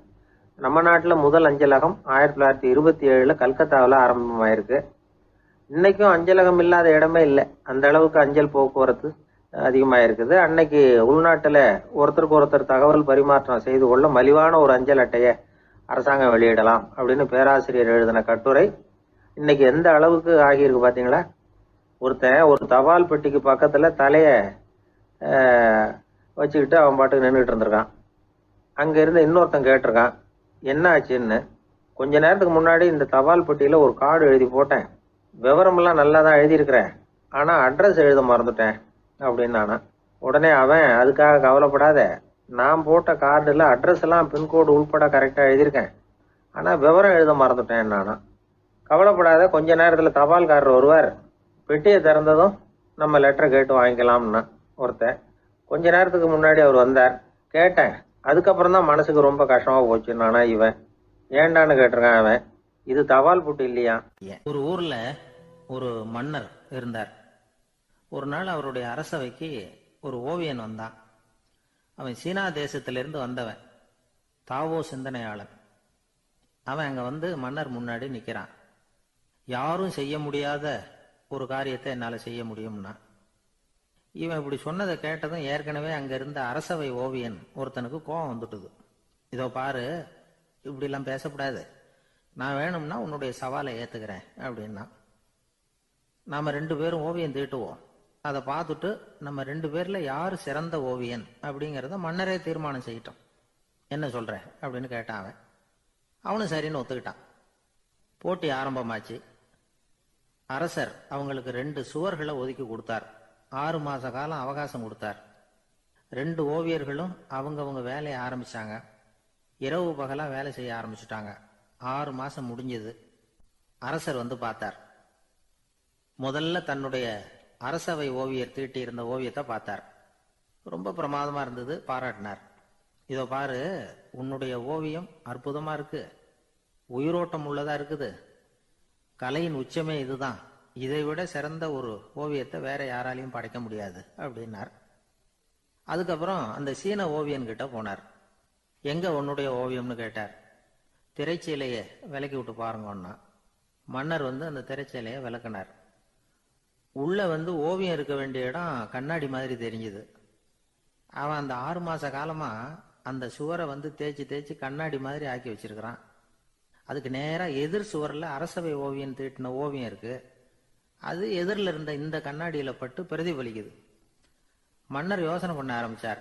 அப்புறம் அந்த சீன ஓவியனை பார்த்து கேட்டார், இதை பாரு, நீ என்னுடைய ஆளை வந்து தோற்கடிச்சுட்ட அப்படிங்கிறதுல சந்தேகம் இல்லை, ஆனாலும் எங்களை ஏமாத்தி இருக்கிற, எந்த ஓவியமும் நீ வரையிலையே அப்படின்னார். அரசே, இதுதான் உண்மையான ஓவியம், உயிருள்ள ஓவியம். இது வந்து மனோபாவங்களை பிரதிபலிக்கும், மாறுகின்ற காலங்களை அப்படியே காட்டும் அப்படின்னா அந்த சீன ஓவியன்.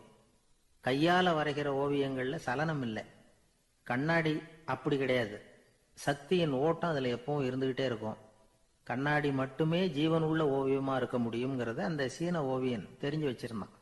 ஏன்னா அவன் ஒரு தாவோ சிந்தனையாளன். ஒவ்வொரு குழந்தையும் இந்த கண்ணாடியோட தான் பிறக்குது. ஆனா நாம என்ன செய்யறோம்னா ஓவியங்களை கண்ணாடி மீது பதிப்பிச்சு விடுறோம். கண்ணாடி நம்மளை பிரதிபலிக்குது. நம்முடைய அழகோ அவலட்சணமோ கண்ணாடியை பாதிக்கிறது இல்லை. ஏன்னா அதுக்கு மனம் கிடையாது. கடந்து போன வினாடியை பத்தி அது சிந்திக்கிறது இல்லை. அடுத்த கணத்தை பத்தின எதிர்பார்ப்பும் அதுகிட்ட கிடையாது. அதுதான் பற்றற்ற நிலை. மனிதனுக்கு தேவைப்படுறது அதுதான். கண்ணாடி கிட்ட இருந்து நாம வந்து கற்றுக்கொள்ள வேண்டிய பாடம் இது. வாழ்க்கையில வந்து மனிதர்களை நேசிக்கலாம், உலகின் அழகையெல்லாம் பிரதிபலிக்கலாம், ஆனா எதையும் பற்றி கொண்டு விடக்கூடாது அப்படிங்கிறது பெரியவர்கள் அறிவுரை. துயரம்ங்கிறது பற்றுக்களின் சாயை. கண்ணாடி முன்னாடி நிக்கிறப்போவெல்லாம் நமக்கு இந்த ஞாபகம் வரணுமா. ஒரு குடும்ப தலைவர் ஒரு நாள் காலையில விடிஞ்சு எழுந்திரிச்சதும் சத்தம் போட்டார். யார் இந்த கருங்குரங்கு படத்தை என் ரூம்ல கொண்டாந்து மாட்டி வச்சது அப்படின்னு கத்தினார்.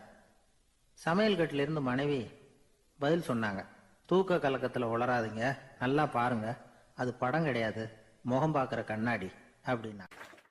ரொம்ப பேருக்கு கூட்டத்தில் பேசுறதுன்னா பயம்.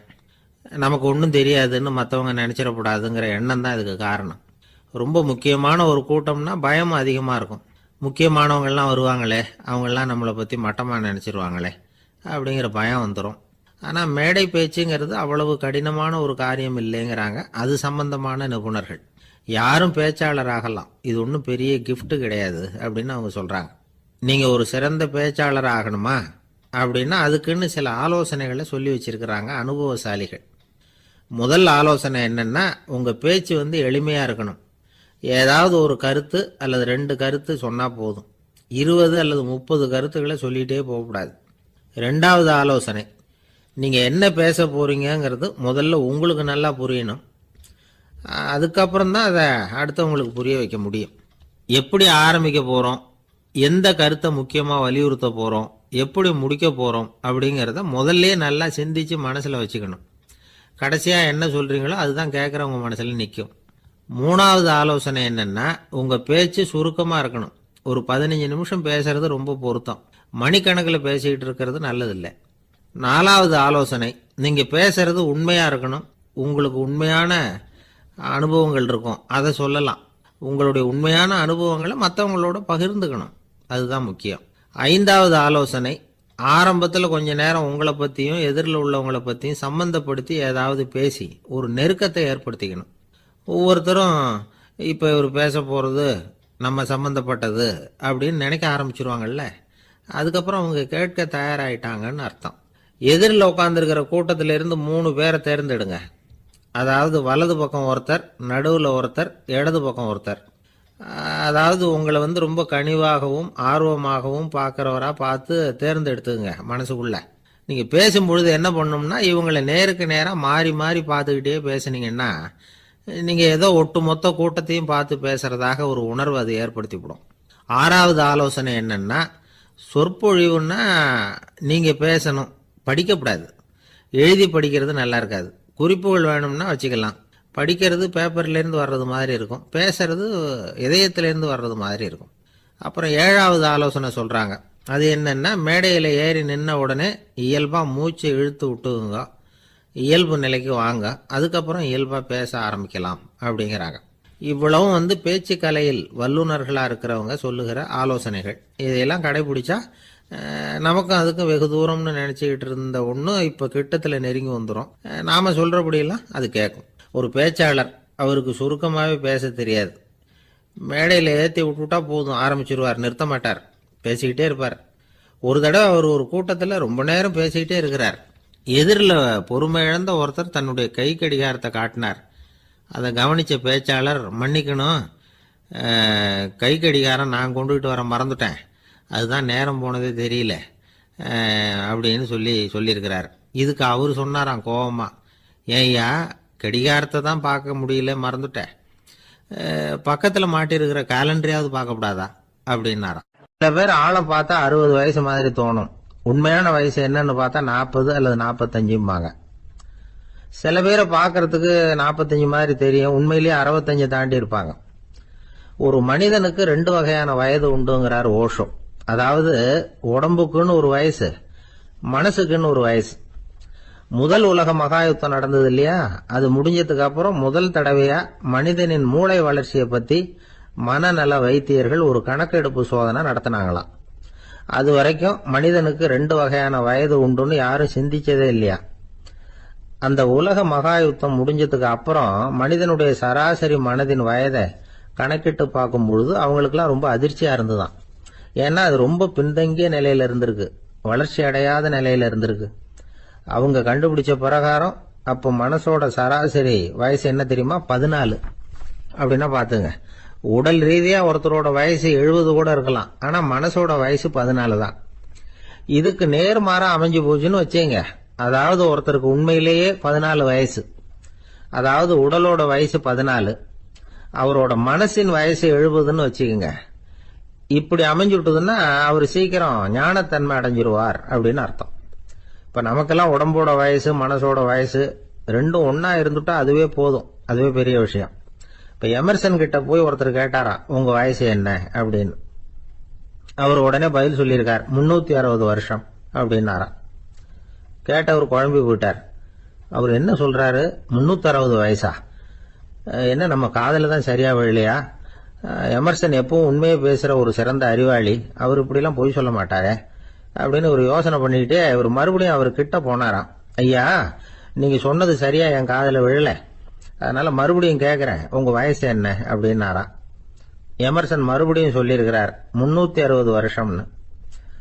வந்தவருக்கு உண்மையிலேயே அதிர்ச்சியா போட்டுது. அதுக்கப்புறம் மெதுவா ஆரம்பிச்சாராம், ஐயா நீங்க சொல்றதை என்னால ஏத்துக்க முடியாது, எப்படி பார்த்தாலும் இப்போ உங்களுக்கு வயசு ஒரு 60க்கு மேல இருக்காதுன்னு நினைக்கிறேன். அப்படின்னாராம். நீங்க சொல்றது சரிதான், அது என் உடம்போட வயசுன்னாராம் எமர்சன். அப்படின்னா ஏற்கனவே நீங்க சொன்னது அப்படின்னு கேட்டிருக்காரு. அது என் மனசோட வயசு அப்படின்னாராம். நம்மளை பொறுத்த வரைக்கும் அறிவு தூசு படிஞ்சிருக்கு, அது மாதிரியே அன்பும் மாசுபட்டிருக்கு. இது ரெண்டையும் சுத்தம் பண்ண வேண்டியிருக்குது. அப்பதான் நாம சரியான வயசுல வாழ முடியும். ஒரு ஆசாமி இருக்கிறார். அவருக்கு உடம்போட வயசு அதிகம், மனசோட வயசு ரொம்ப குறைச்சல், குழந்தை மாதிரி. அவர் ஒரு ஆஸ்பத்திரியில படுத்திருக்கிறார்.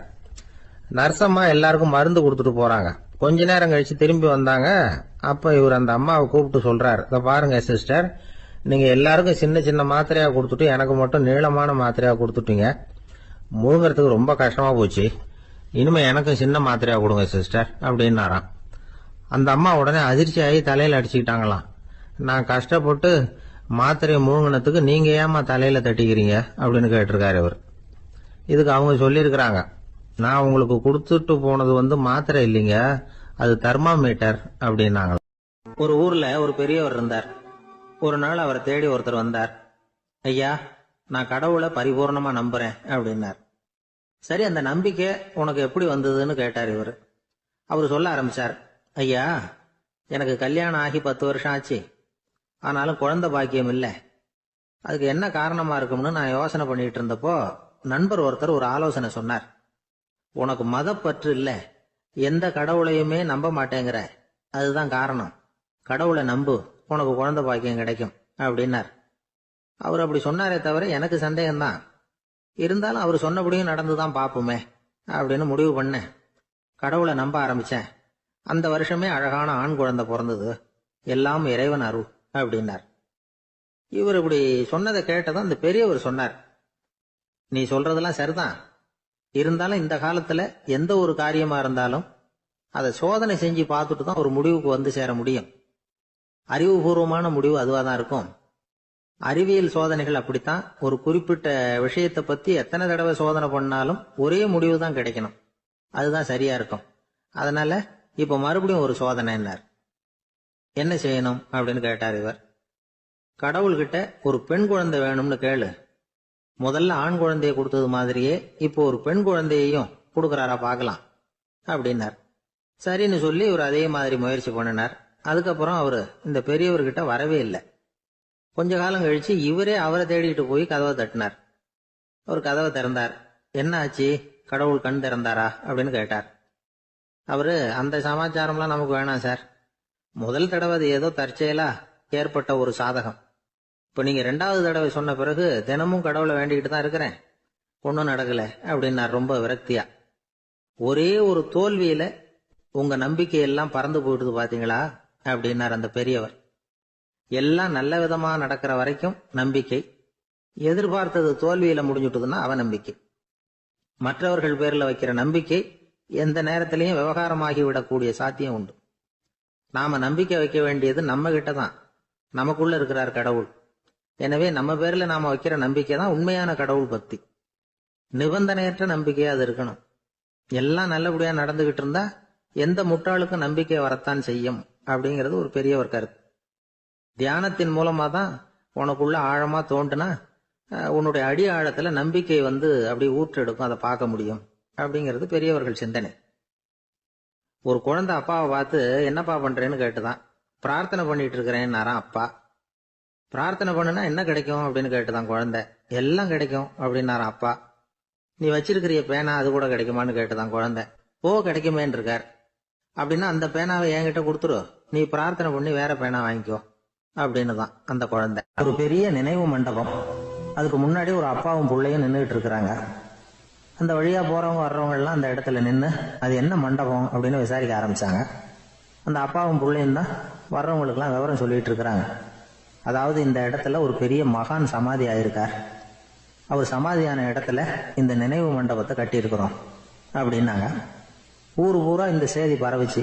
நிறைய பேர் அந்த இடத்தை தேடி வர ஆரம்பிச்சாங்க. இங்க கொஞ்ச நேரம் உட்காந்துட்டு போனா மனசுக்கு ஒரு நிம்மதி கிடைக்குது அப்படின்னாங்க. அங்க இருந்த உண்டியல்ல நிறைய காசு போட்டுட்டு போறாங்க. பணம் கிடுகிடுன்னு நிறைய சேர ஆரம்பிச்சுட்டுது. பணம் நிறைய சேர்ந்த உடனே அந்த அப்பாவுக்கும் பிள்ளைக்கும் தகராறு வந்துட்டுது. பணம் சேர்ந்தாலே சொத்து தகராறு வரத்தானே செய்யும், அது மாதிரி வந்துட்டுது. பையன் அடிக்கடி நிறைய பணம் கேட்க ஆரம்பிச்சான். அப்பா பார்த்தார், யோசனை பண்ணார், ஒரு முடிவுக்கு வந்தார். ஒரு நாள் பையனை கூப்பிட்டார். இதை பாருப்பா, நமக்குள்ள தகராறு வேணாம். அப்பாவும் பிள்ளையும் இப்படி சண்டை போட்டுக்கிட்டா பார்க்குறவங்க தப்பா நினைப்பாங்க. அதனால நமக்குள்ள சமரசமா இதை தீர்த்துக்குவோம், என்ன சொல்ற அப்படின்னார் அப்பா. சரின்னு நான் பையன். உடனே அந்த அப்பா என்ன பண்ணார் தெரியுமா? மகன்கிட்ட கொஞ்சம் பணத்தை கொடுத்தார். தன்கிட்ட இருந்த ஒரு கழுதையையும் கொடுத்தார். இதை வச்சு நீ பொழைச்சிக்கோ அப்படின்னு சொல்லி அனுப்பி வச்சுட்டார். மகன் அந்த கழுதையை இழுத்துக்கிட்டு அடுத்த ஊருக்கு போனான். வழியிலேயே அந்த கழுதை செத்து போச்சு. உடனே என்ன பண்ணலாம்னு யோசனை பண்ணான். ஒரு ஐடியா வந்தது. அந்த கழுதையை ஒரு சாலை ஓரமாக புதைச்சான். கையில் இருந்த பணத்தை வச்சு அந்த இடத்துல ஒரு கல் மண்டபம் கட்டினான். அந்த வழியாக 2 பேர் வந்தாங்க. இது என்ன மண்டபம்னு விசாரிச்சாங்க. இந்த இடத்துல ஒரு பெரிய மகான் சமாதி ஆயிருக்கிறார் அப்படின்னா. இந்த செய்தி ஊர் பூரா பரவ ஆரம்பிச்சுட்டுது. நிறைய பேர் வந்து போக ஆரம்பிச்சாங்க. இங்கே வந்தால் மனசுக்கு ஒரு பெரிய நிம்மதி கிடைக்குது அப்படின்னு வேற சொல்ல ஆரம்பிச்சாங்க. வர வர கூட்டம் அதிகமாக வர ஆரம்பிச்சுட்டுது. உண்டியலில் பணம் நிறைய சேர்ந்துட்டுது. நகையெல்லாம் கூட கழட்டி காணிக்கையா போட ஆரம்பிச்சுட்டாங்க. அப்பாவை விட மகன் பெரிய ஆளாயிட்டான். இதை கேள்விப்பட்டார் அப்பா. பையனை பார்த்துட்டு வரலாம்னு ஒரு நாள் புறப்பட்டு வந்தார். பையன் ஓஹோன்னு இருக்கிறான். பங்களா, காரு எல்லாம் வந்துட்டுது. எப்படிடா இந்த அளவுக்கு ஆனே அப்படின்னு விசாரிச்சார். அப்பா, எல்லாம் உங்க ஆசீர்வாதம் தான். நீங்க கொடுத்த மூலதனத்தை வச்சுதான் இவ்வளவும் சம்பாதிச்சேன் அப்படின்னு நான் பையன். அது எப்படிறான்னு விசாரிச்சார். அப்பா, நீங்க ஒரு கழுத குட்டியும் கொஞ்சம் பணமும் என்கிட்ட கொடுத்து அனுப்பி வச்சிங்க. அதை எடுத்துக்கிட்டு வந்தேன். வர்ற வழியில் அந்த கழுதை செத்து போச்சு. உடனே யோசனை பண்ணேன். அந்த கழுதையை இந்த இடத்துல புதைச்சேன். கையில் இருந்த பணத்தை வச்சு மண்டபம் கட்டினேன். மகான் ஒருத்தர் சமாதி ஆயிருக்கார் அப்படின்னு வதந்தியை கிளப்பி விட்டேன். ஜனங்கள்லாம் ஏமாந்து போய் காசை கொண்டாந்து போட ஆரம்பிச்சிட்டாங்க. நான் பொழைச்சிக்கிட்டு இருக்கிறேன் அப்படின்னா. இப்போதான்டா நீ என் புள்ள அப்படின்னு சொல்லி சந்தோஷப்பட்டாரான் அந்த அப்பா. ஏன் அப்படி சொல்றீங்கன்னு கேட்டிருக்கான் பையன். கழுத குட்டியை புதைச்சி மண்டபம் கட்டியிருக்கிற நீ, ஏற்கனவே நம்ம ஊர்ல நாம கட்டியிருக்கிறோமே மண்டபம், அது இந்த கழுதையோட அம்மாவை புதைச்ச இடம். மகான் சமாதி ஆயிருக்காருன்னு நானும் சும்மா கப்சா தான் விட்டுக்கிட்டு இருக்கேன் அப்படின்னாரான் அப்பா. முட்டாள் ஜனங்களை நினைச்சு அந்த 2 பேரும் சத்தம் போட்டு சிரிச்சாங்களாம். மனுஷன் ஏமாத்துறது ரொம்ப சுலபம். என் கூட படிச்ச ஒருத்தன் திடீர்னு ஒரு நாள் எல்லாருக்கும் அருள் வாக்கு சொல்ல ஆரம்பிச்சுட்டான். அவன் ஒரு ஆபீஸ்லயும் வேலை பார்க்கறான். ஆபீஸ்ல உள்ளவங்க எல்லாம் அவங்ககிட்ட வந்து அருள் வாக்கு கேட்கறது வழக்கம். ஒரு நாள் நான் அவன் முன்னாடி போய் உட்காந்து பேசிக்கிட்டு இருந்தேன். அப்போ அதே ஆபீஸ்ல வேலை பார்க்குற ஒருத்தர் அவங்ககிட்ட வந்து, சுவாமி, என் மேஜையில வச்சிருந்த பேனா திடீர்னு காணாம போட்டுது, அது திரும்ப கிடைக்குமா எனக்கு அப்படின்னு கேட்டார். இவன் கண்ணை உருட்டி பார்த்துட்டு, அது உனக்கு கிடைக்காது, புதுசா வேற ஒன்று வாங்கிக்கப்போ அப்படின்னா. சரின்னு அவர் போயிட்டார். அவர் போனதுக்கு அப்புறம் நான் மெதுவா இவனை பார்த்து, அது எப்படிடா அது உனக்கு கிடைக்காதுன்னு அவ்வளவு உறுதியா அவர்கிட்ட சொன்னேன் அப்படின்னு கேட்டேன். இவன் மெதுவா என் காதுகிட்ட வந்து, அந்த பேனாவை கிளப்புனதே நான் தான் அப்படிங்கிறான். ஒரு ஊர்ல ஒரு ஆள் இருந்தான். தையல் கடை வச்சிருந்தான். அவங்கிட்ட ஒருத்தன் ஒரு சட்டை துணி எடுத்து கொடுத்து தைக்க சொல்லியிருந்தான். வர்ற சனிக்கிழமை வா, வந்து வாங்கிட்டு போ அப்படின்னு அவன் சொல்லியிருந்தான். அதே மாதிரி இவன் வந்தான். அவன் தச்சு வச்சிருந்த சட்டையை கொடுத்தான். இவன் வாங்கி அங்கேயே போட்டு பார்த்தான். கை நீளம் ஒண்ணுக்கு ஒண்ணு வித்தியாசமா இருந்தது. வலது கை இடது பக்கத்தை விட நீளம் குறைச்சலா இருந்தது. அவன் முணுமுணுக்க ஆரம்பிச்சுட்டான். என்ன இது இப்படி தைச்சுட்டியேன்னு. இதுக்கு அவன் சொன்னான், ஐயோ, இதுக்காகவா சங்கடப்படுறீங்க? வலது கையை மட்டும் கொஞ்சம் உள்ள இழுத்தாப்புல வச்சுக்கிட்டீங்கன்னா சரியா போகுது. மற்றபடி அந்த சட்டையில உள்ள கலை அம்சத்தை கவனிங்க. எவ்வளவு அற்புதமா தைச்சிருக்கேன் பாருங்க. ஒரு சின்ன குறைய இப்படி எல்லாம் பொருட்படுத்த வேண்டியதில்லை. நான் சொன்னது மாதிரி கையை கொஞ்சம் உள்ள இழுத்தது மாதிரி வச்சுக்கிட்டு நடந்து போங்க, ஜோரா இருக்கும் அப்படின்னா. அவனும் யோசிச்சு பார்த்தான். சரியான யோசனையா தான் தோணுச்சு. கொஞ்சம் முயற்சி பண்ணி வலது கையை கொஞ்சம் உள்ள இழுத்து சட்டை சரியா இருக்கிறது மாதிரி பண்ணிட்டான். இப்ப மறுபடியும் ஒரு பிரச்சனை. வலது கையை உள்ள இழுத்த மாதிரி அப்படியே வச்சுக்கிட்டதும் முதுகு பக்கம் கொஞ்சம் துணி தளர்த்தியா தொங்குறது மாதிரி தெரிஞ்சது. என்ன இது, முதுகு பக்கம் துணி குவிஞ்சுட்டுதே, தொங்குதே அப்படின்னா மறுபடியும், அடடா, இதுக்காகவா கவலைப்படுறீங்க? உடம்ப அதுக்கு தகுந்த மாதிரி கொஞ்சம் வளைச்சிக்கிட்டா சரியா போடுது. இதுக்காக அந்த அழகான தையலை பிரிச்சு அதுல உள்ள கலை அம்சத்தை கெடுக்கிறதுக்கு என் மனசு இடம் தரல. எவ்வளவுக்கு தளர்த்தியா இருக்கோ அவ்வளவுக்கு கொஞ்சம் உடம்ப வளைச்சி அப்படி குனிஞ்சது மாதிரி போங்க போதும் அப்படின்னா. அதுவும் நல்ல யோசனையா தான் பட்டுது இவனுக்கு. சரின்னு சொல்லிவிட்டு புறப்பட்டான். தெருவில் இறங்கினான். கைய கொஞ்சம் உள்ள இழுத்தான். உடம்ப கொஞ்சம் முன்னால வளைச்சான். சட்டைக்கு தகுந்த மாதிரி உடம்ப பண்ணிட்டான். மெதுவா நடந்து போறான். இப்போ எதிரில் இன்னொருத்தன் வரான். இவனை பாக்குறான்.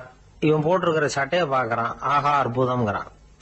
சும்மா சொல்லக்கூடாது, ரொம்ப நல்லா இருக்கு. நிச்சயமா இது இந்த ஊர் மேல தெருவில் இருக்கிற ஒருத்தன் இருக்கானே, அவன் தச்சதா தான் இருக்கணும் அப்படின்னா. இதை கேட்டதான் அவனுக்கு ஆச்சரியம். எப்படி அவ்வளவு கரெக்டா கண்டுபிடிச்சிங்க அப்படின்னு கேட்டிருக்கான். இதுக்கு அந்த வழிபோகன்னு சொன்னானா, அவன் ரொம்ப கெட்டிக்காரன். உங்களை மாதிரி உடம்பும் கையும் வளைஞ்சு போன ஒரு ஆசாமிக்கு அவனை தவிர வேற யாராலேயும் இவ்வளவு பொருத்தமான ஒரு சட்டையை தைக்க முடியாது அப்படின்னானா. பாருங்க, அவனுக்காக இவன் அனுசரிக்க போய் இவனோட நிலைமை எப்படி ஆயிடுது பாருங்க. இதே மாதிரிதான் சில சடங்குகளும் சம்பிரதாயங்களும் நம்மளை கோமாளி ஆக்கி விட்டுரும். எதுவா இருந்தாலும் அதுல அறிவுபூர்வமான அணுகுமுறை அவசியம். ஒரு நர்ஸ் அவசரமா ஓடி டாக்டர் கிட்ட சொல்லிச்சான், டாக்டர் ஒரு தப்பு நடந்து போச்சு. 10ஆம் நம்பர் பெட்ல இருக்கிற பேஷண்ட்டுக்கு காலில் ஆபரேஷன் பண்றதுக்கு பதிலாக கையில ஆபரேஷன் பண்ணி விட்டீங்க. கை ஆபரேஷன் பண்ணிக்க வேண்டிய ஆள் 7ஆம் நம்பர் பெட்ல இருக்கார் அப்படின்னு தான். அதுக்கு ஒரு பதட்டப்படாம சொன்னாராம், பரவாயில்ல இவரை தூக்கி 7ஆம் நம்பர் பெட்ல போட்டுரு அப்படின்னு. ஒருத்தர் ஓடி வந்தார். இன்னொருத்தரை பார்த்து, சார் உங்க சைக்கிளை ஒரு நாள் இரவல் கொடுங்களேன், பக்கத்து ஊருக்கு போயிட்டு வர வேண்டியிருக்கு அப்படின்னார். இவர் சைக்கிளை கொடுத்து பத்திரமா கொண்டுட்டு போங்கன்னார். சார் இதை பத்திரமா கொண்டு போறேன், கவலையே வேணாம், ஏன்னா இது உங்களோட சைக்கிள் அப்படின்னு நான் நினைக்கல, என்னோட சைக்கிளா நினைக்கிறேன் அப்படின்னார். அதுக்கப்புறம் தான் இவருக்கு உண்மையாவே பயம் வந்துட்டுது. ஏன்னா அவர் சொன்னது மாதிரி அதை தன்னோட சைக்கிளாவே நினைச்சு தள்ளிட்டு போட்டா என்ன பண்றது? எது எதை நம்முடையதா நினைக்கணுங்கிறதுக்கு ஒரு வரையறை இருக்கு. சில பேர் ஆபீஸையே வீடா நினைச்சு விடுறது உண்டு. அப்படிப்பட்டவங்க கூட வீட்டை ஆபீஸா நினைக்கிறது இல்லை. ஏன்னா வீட்டுல இவர் ஆபீசரா நடந்துக்க முடியறதில்ல. இதெல்லாம் ஒரு பக்கம் இருக்கட்டும், இப்போ விஷயத்துக்கு வருவோம். பொறியியல் மேதை டாக்டர் விஸ்வேஸ்வரய்யா இருந்தார் இல்லையா, பாரத ரத்னா விருதெல்லாம் கொடுத்தாங்களே. ஆபீஸ் வேலை வேற, சொந்த வேலை வேற அப்படிங்கறதுக்கு ஒரு உதாரணமா இருந்தவர் அவர். மைசூர் மகாராஜா கிட்ட திவானா இருந்தார். அவர் ஒரு நாள் அரசாங்க வேலை காரணமா வெளியூர் போயிருந்தார். ஹாசன்கிற ஊருக்கு பக்கத்துல ஒரு பயண மாளிகை, அங்க தங்கிவிட்டார். ராத்திரி அங்க தங்கி இருந்துட்டு விடிஞ்சதும் ஊருக்கு திரும்புறதாக திட்டம். ராத்திரி தூங்கறதுக்கு ரொம்ப நேரம் ஆயிட்டுது. ரொம்ப நேரம் வரைக்கும் அரசாங்க சம்பந்தப்பட்ட வேலைகளையே பார்த்துக்கிட்டு இருக்கிறார். அரசாங்க ஃபைல்கள் நிறைய இருந்தது. அதையெல்லாம் ஒவ்வொன்றா எடுத்தார், படிச்சு பார்த்தார், பரிசீலனை பண்ணார். அதில் எழுத வேண்டியதை எழுதினார், கையெழுத்து போட்டார். ஒரு வழியாக அந்த வேலையெல்லாம் முடிஞ்சுது. அதுக்கப்புறம் என்ன பண்ணார்னா, தன்னுடைய சூட்கேஸை திறந்தார். அதிலிருந்து 2 மெழுகுவத்தியை எடுத்து கொளுத்தி வச்சார். அந்த பயண மாளிகையில் அது வரைக்கும் எரிஞ்சுக்கிட்டு இருந்த மின்சார விளக்குகளை அணைச்சுட்டார். அதுக்கு பிறகு அந்த மெழுகுவத்தி வெளிச்சத்தில் சில புத்தகங்களை தொடர்ந்து படிக்க ஆரம்பிச்சிட்டார். அந்த பயண மாளிகையில பணியாளரா இருந்தவர் இதை பார்த்துட்டு ஓடி வந்தார். மறுபடியும் மின் விளக்கு போடுறதுக்காக போனார். விஸ்வேஸ்வரய்யா அதை பார்த்துட்டு போட வேணாம்ட்டாராம். இதுவரைக்கும் நான் அரசாங்க அலுவல்களை கவனிச்சுக்கிட்டு இருந்தேன், அதனால மின் விளக்குகள் அப்ப எரிஞ்சதுல தப்பு இல்லை. இப்ப நான் புத்தகம் படிச்சுக்கிட்டு இருக்கேன், இது என்னுடைய சொந்த வேலை. இங்க இருக்கிற மின் விளக்கு அதுக்காக ஏன் எரியணும் அப்படின்னு கேட்டாராம். இப்ப இருக்கிற சில அரசு பணியாளர்கள் கிட்ட இந்த சம்பவத்தை பேச்சோட பேச்சா சொல்லி பார்த்தேன். அவங்களால இதை ஜீரணிக்கவே முடியல. நேர்மை தேவைதான் சார், அதுக்காக அவ்வளவு தூரத்துக்கு அது தேவையா அப்படிங்கிறாங்க. விஸ்வேஸ்வரய்யா அப்படி பண்ணினது தான் ஒரு நேர்மையாளர் அப்படின்னு இந்த உலகத்துக்கு நிரூபிக்கணுங்கிறதுக்காக இல்லை. தான் அப்படி நடந்து காட்டினா தன்னை சுத்தி இருக்கிறவங்களும் அதை கேள்விப்படுறவங்களும் முடிஞ்ச அளவுக்கு பொது வாழ்க்கையில அரசு பணியில நேர்மையை கடைபிடிக்க முயற்சி பண்ணலாமே அப்படிங்கிறதுக்காகத்தான். இப்பவும் சில பேர் இருக்கிறாங்க, இவங்க ஆபீஸ் வேற வீடு வேறன்னு நினைக்கிறது இல்லை, அவ்வளவு உரிமை. ஒருத்தர் அப்படிதான், அவருக்கு அவசரமா 5000 ரூபாய் தேவைப்பட்டது. ஆபீஸ் பணத்தை எடுத்துக்கிட்டார். அந்த நேரம் பார்த்து ஆடிட் வந்துட்டுது. ஆப்பிட்டுக்கிட்டார். விசாரணை நடக்குது. அவர் சொல்றார், சார் நான் நேரம் காலம் பார்க்காம ஆபீஸ்ல வேலை செய்வேன், ஏன்னா அதை என்னோட ஆபீஸா நினைக்கிறேன். அவசரத்துக்கு அந்த பணத்தை எடுத்தேன், மறுபடியும் வச்சுடலாம்னு தான் இருந்தேன், அதுக்குள்ள இப்படி ஆயிட்டுது. நீங்க என்ன நினைச்சாலும் சரி, நான் ஆபீஸ் வேற வீடு வேற அப்படின்னு நினைக்கிறது இல்லை, அது என்னோட சுபாவம் அப்படின்னார். விசாரணை பண்ணவர் தீர்ப்பு வழங்கினார். உங்க சுபாவத்துக்கு மதிப்பு கொடுத்து நானும் தீர்ப்பு வழங்குறேன். நீங்க கொஞ்ச நாள் ஜெயிலில் இருந்துட்டு வாங்க, அது உங்களுக்கு கஷ்டமா இருக்காதுன்னு நினைக்கிறேன். ஏன்னா அங்க போனாலும் நீங்க உங்க சுபாவப்படி வீடு வேற ஜெயில் வேறன்னு நினைக்க மாட்டீங்க அப்படின்னா.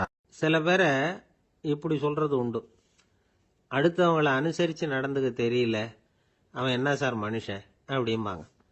சக மனிதர்களோட எப்படி பழகிறது அப்படின்னு தெரியாததுனாலேயே பல பேர் இன்னைக்கு சங்கடப்பட்டுக்கிட்டு இருக்கிறாங்க. வசதி வாய்ப்பெல்லாம் சரியா இருக்கும், ஆனால் வாழ்க்கை சரியா இருக்காது. இன்னொருத்தர்கிட்ட எப்படி பேசுறது பழகிறதுங்கிறது தெரியாததுனால தான் இந்த அவஸ்தை. சரி, இந்த அவஸ்தை இல்லாமல் வாழறது எப்படி? இதுக்கு அனுபவசாலிகள் சில வழிமுறைகளை சொல்றாங்க. அதெல்லாம் என்னென்னங்கிறத இப்போ தெரிஞ்சுக்குவோம். முதல்ல நம்ம நாக்கு நம்ம கண்ட்ரோலில் இருக்கணும். வார்த்தைகளை கொட்டிவிட்டு அதுக்கப்புறம் அள்ள முடியாமல் கடந்து கஷ்டப்படக்கூடாது. எப்படி பேசுகிறோங்கிறதும் முக்கியம், பேசுகிறப்ப எப்படி முகத்தை வச்சிருக்கிறோங்கிறதும் முக்கியம். அன்பாக பேசினாலும் நல்லா இருக்கும். அப்படி பேசுகிறப்ப ஆதரவாக அவர் தோள் மேலே ஒரு கையை போட்டுக்கிட்டு பேசினா இன்னமும் நல்லா இருக்கும். ரெண்டாவது விஷயம், இன்னொருத்தர்கிட்ட பேசுகிறப்போ வாக்குறுதிகளை அள்ளி வீசக்கூடாது. கொடுக்குற வாக்குறுதி குறைச்சலாக இருக்கணும். அப்படி கொடுத்த வாக்குறுதியை கண்டிப்பாக நிறைவேற்றணும். நாம் ஒருத்தரை பாராட்டுறோம் அல்லது அவரை பற்றி அபிப்பிராயம் சொல்கிறோம்னா அது ஆக்கப்பூர்வமாக இருக்கணும்.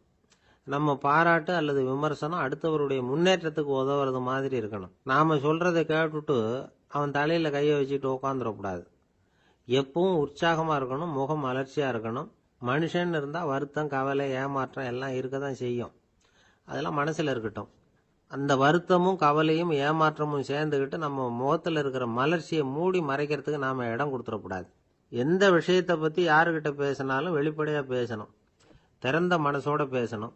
மூடி மறைச்சி முன்னு மூழ்கிக்கிட்டு இருக்கக்கூடாது. இன்னொருத்தர்கிட்ட பேசுகிறப்போ விவாதம் பண்ணுங்க, அது தப்பு இல்லை. ஆனால் வாதாடிக்கிட்டு இருக்கக்கூடாது.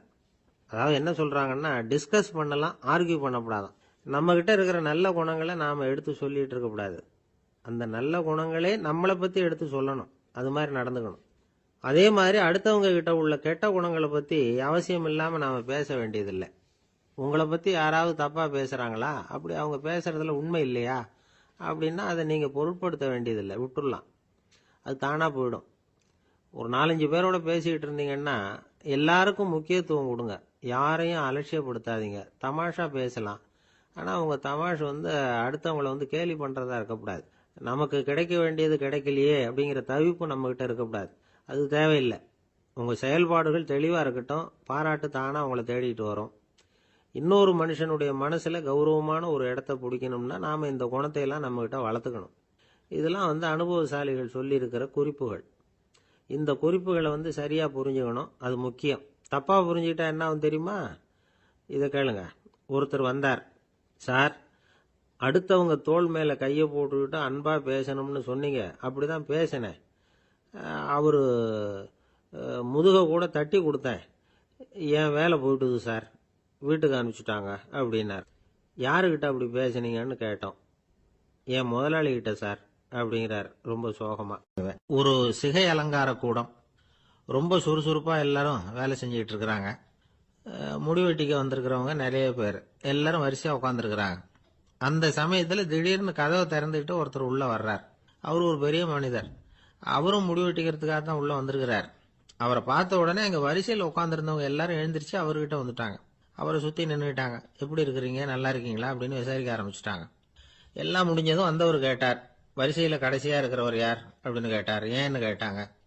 நான் அதுக்கு அடுத்தபடியாக உட்காரணும், அதுக்காக தான் கேட்குறேன் அப்படின்னார். உடனே அங்கே இருந்தவங்கெல்லாம் என்ன சொன்னாங்க தெரியுமா? நீங்கள் வரிசையில் காத்திருக்கக்கூடாது, நீங்கள் அரசாங்கத்தின் தலைவர், உங்களுக்கு நேரம் முக்கியம், அதனால் நீங்கள் முன்னாடி போங்க அப்படின்னு சொன்னாங்க. ஆனால் அதை அவர் கேட்கல. தோழர்களே, உங்களுடைய கருத்துக்கு ரொம்ப நன்றி. எல்லாரும் வரிசையாக தான் வரணும், அதுதான் முறை. வரிசையில் வரணுங்கிற நடைமுறையை நானும் பின்பற்ற விரும்புகிறேன். நாம் எல்லாரும் சமமானவர்கள் அப்படின்னார். இப்படி சொல்லிவிட்டு வரிசையில் கடைசியாக இருந்த ஒரு நாற்காலியில் போய் உட்காந்துக்கிட்டார். தன் சட்டை பையில் இருந்த ஒரு செய்தித்தாளை எடுத்தார், படிக்க ஆரம்பிச்சிட்டார். ஆனால் அங்கே இருந்தவங்களால இதை பார்த்துக்கிட்டு சும்மா இருக்க முடியல. ஒருத்தர் எழுந்திரிச்சு வந்தார். ஐயா, இப்போ என்னுடைய முறை வந்திருக்குது, நான் தான் போக வேண்டிய முறை.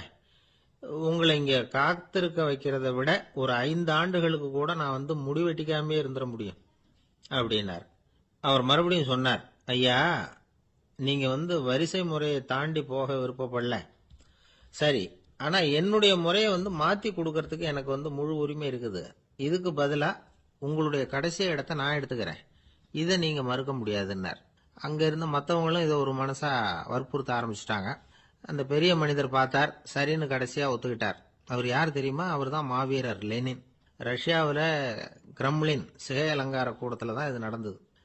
எல்லாரும் இந்நாட்டு மன்னர்கள்னு வாயளவுல பேசுறதுல என்ன பிரயோஜனம்?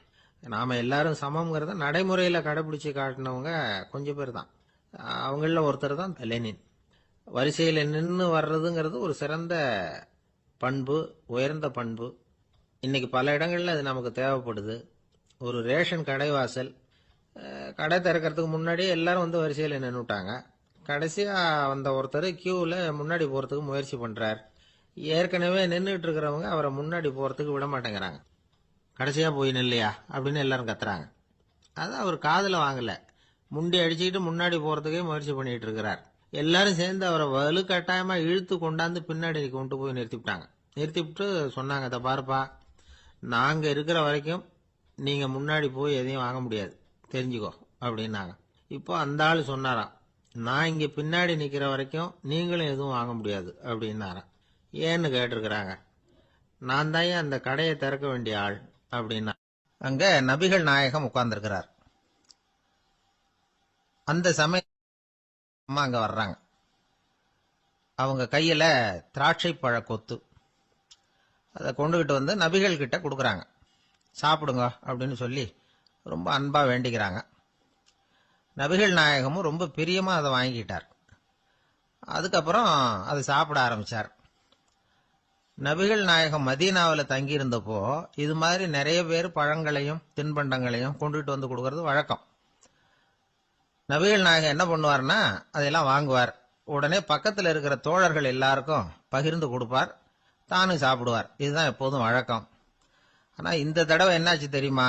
அவர் அப்படி பண்ணல.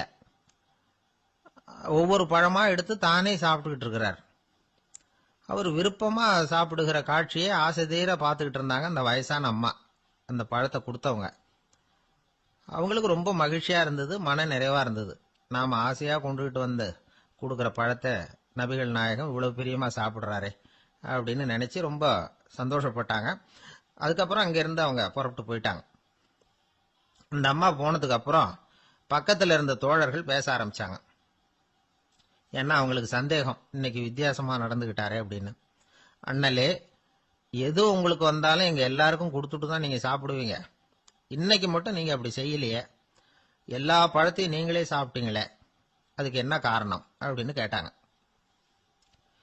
இப்படி கேட்கறதுனால நாயகம் அதை தப்பா புரிஞ்சுக்க மாட்டார் அப்படிங்கறது அவங்களுக்கு தெரியும். யாரும் எதையும் அவர்கிட்ட கேட்கலாம், அப்படி கேட்கறதுக்கு உரிமை உண்டு. இந்த ஜனநாயக முறைகளுக்கு அவர்கள் கொடுத்த மரியாதை இது. தோழர்களின் கேள்விக்கு நபிகள் பதில் சொல்ல ஆரம்பிச்சார். நண்பர்களே, அந்த அம்மா ரொம்ப பிரியமா அந்த பழங்களை என்கிட்ட கொண்டுகிட்டு வந்து கொடுத்தாங்க. முதல்ல ஒரு பழத்தை எடுத்து வாயில போட்டு பார்த்தேன். அது ரொம்ப புளிப்பா இருந்தது, சாப்பிடுறது ரொம்ப கஷ்டம். உங்ககிட்ட யாருக்காவது அதை கொடுத்திருந்தா அதுல வாயில போட்டதும் புளிப்பு தாங்காம முகம் சுழிச்சிருப்பீங்க. அதை அந்த அம்மா பார்த்துட்டாங்கன்னா வருத்தப்பட்டிருப்பாங்க. ஆசையா கொண்டுகிட்டு வந்து நமக்கு கொடுத்துருக்குறாங்க. அவங்க அன்பான மனசை நோகடிக்கிறதுக்கு நான் விருப்பப்படல. அதனால முகம் சுளிக்காம சாப்பிடணுமேங்கிறதுக்காகத்தான் அந்த பழங்கள் பூராவே நானே சாப்பிட்டுட்டேன் அப்படின்னு புன்முறுவலோட பதில் சொன்னாராம் நபிகள் நாயகம். இன்னொருத்தர் மனசு புண்படக்கூடாதுங்கிறதுக்காக புளிப்பையும் இனிப்பா ஏற்றுக்கொள்ளுகிற பண்பாடு இருக்கு பாருங்க, அது ஒரு பெரிய நாகரிகம். அது எல்லாருக்கும் சுலபமா வந்துடாது. நல்லா இருக்கிற பழத்தையே என்ன இவ்வளவு மோசமா இருக்கேன்னு சொல்லுகிறவர்கள் தான் நம்ம கிட்ட அதிகம். இந்த காலத்துல இல்வாழ்க்கையில இந்த நாகரிகத்தை சில பேர் கடைபிடிக்கிறது உண்டு. நல்லா இருக்க இல்லையோ முகம் சுளிக்காம சாப்பிட்டுருவாங்க. ஏன்னு கேட்டா, எதுக்காக சார் வீண் வம்பு, ஏதோ நமக்குன்னு கொடுத்து வச்சது அவ்வளவுதான் அப்படின்னு நினைச்சுக்கிட்டு போக வேண்டியது தானே அப்படிம்பாங்க. இவங்கெல்லாம் கூட ஒரு விதத்துல பண்பாடு தெரிஞ்சவர்கள் தான்.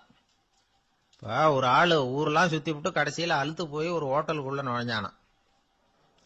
ரொம்ப களைப்பா இருந்தது அவனுக்கு. அதனால ரொம்ப களைப்படைஞ்சு போய் ஒரு நாற்காலியில போய் உட்காந்துருக்கிறான். இவனை பார்த்ததும் சர்வர் ஓடி வந்தார். சார், உங்களுக்கு என்ன வேணும்னு கேட்டார். எனக்கு தேவை 2 தோசையும் கொஞ்சம் அன்பான வார்த்தைகளும் அப்படின்னா. சர்வர் உள்ள போனார், 2 தோசையை கொண்டாந்து வச்சார். அன்பான வார்த்தை கேட்டனே அப்படின்னா இவன். சர்வர் ரொம்ப பணிவா குனிஞ்சு இவன் காதோரமா சொன்னார், ஐயா, இந்த தோசையை சாப்பிட்றாதீங்க, புளிச்சு போன பழைய மாவு அப்படின்னார். இது பாருங்க, அன்பான வார்த்தையும் 2 தோசையும் கேட்டார், கொண்டாந்து கொடுத்துட்டார். இப்படி இருக்கிறவர்களும் இன்றைய மனிதர்கள்ல அதிகம். அதனால மனிதர்கள் ஒவ்வொருத்தரும் ஒவ்வொரு விதம். நம்ம கிட்ட பிரியமா நடந்துகிறவர்கள் மனம் கோணும்படி நாம் நடந்து கொள்ளக்கூடாது அப்படிங்கிறது தான் நபிகள் நாயகம் அவருடைய செயல் மூலமா நமக்கு உணர்த்தி இருக்கிற வாழ்வியல் உண்மை. ஒரு நண்பர் அவசர அவசரமா என்கிட்ட ஓடி வந்தார். அப்புறம் சொன்னார், என்னால நம்பவே முடியல சார், என் பையனா இப்படி அப்படின்னு சொல்லி ஆச்சரியப்பட்டார். உங்க பையன் அப்படி என்னதான் செஞ்சுட்டான்னு கேட்டேன். என்னால முடியாத ஒரு காரியத்தை அவன் சுலபமா செஞ்சுட்டான் சார் அப்படின்னார். அது என்ன, உங்களால முடியாத காரியத்தை அவன் செஞ்சுட்டாங்கிறீங்க, அது என்ன காரியம்னு தான் சொல்லுங்களேன். என்ன, 5ஆம் வகுப்புல அவன் ஒரே தடவையில பாஸ் ஆயிட்டான் சார், அதாவது ஒரே அட்டம்ப்ட்ல பாஸ் ஆயிருக்கிறான் அப்படின்னார். மூச்சு வாங்க. கஷ்டப்பட்டு பரீட்சை எழுதினவன் அவன், இவருக்கு மூச்சு வாங்குது. நம்மால செய்ய முடியாத ஒரு காரியத்தை இன்னொருத்தர் செய்யும் போது அது நமக்கு ஆச்சரியமா தெரியுது. இப்ப சர்க்கஸ் பாக்குறோம், அங்க ஒருத்தர் அந்த இடத்துல தொங்குறார், அதை பாக்குறப்போ அது நமக்கு ஆச்சரியமா தெரியுது. ஏன்னா அது மாதிரி அந்த இடத்துல தொங்குறதுங்கிறது நம்மால முடியாத காரியம்.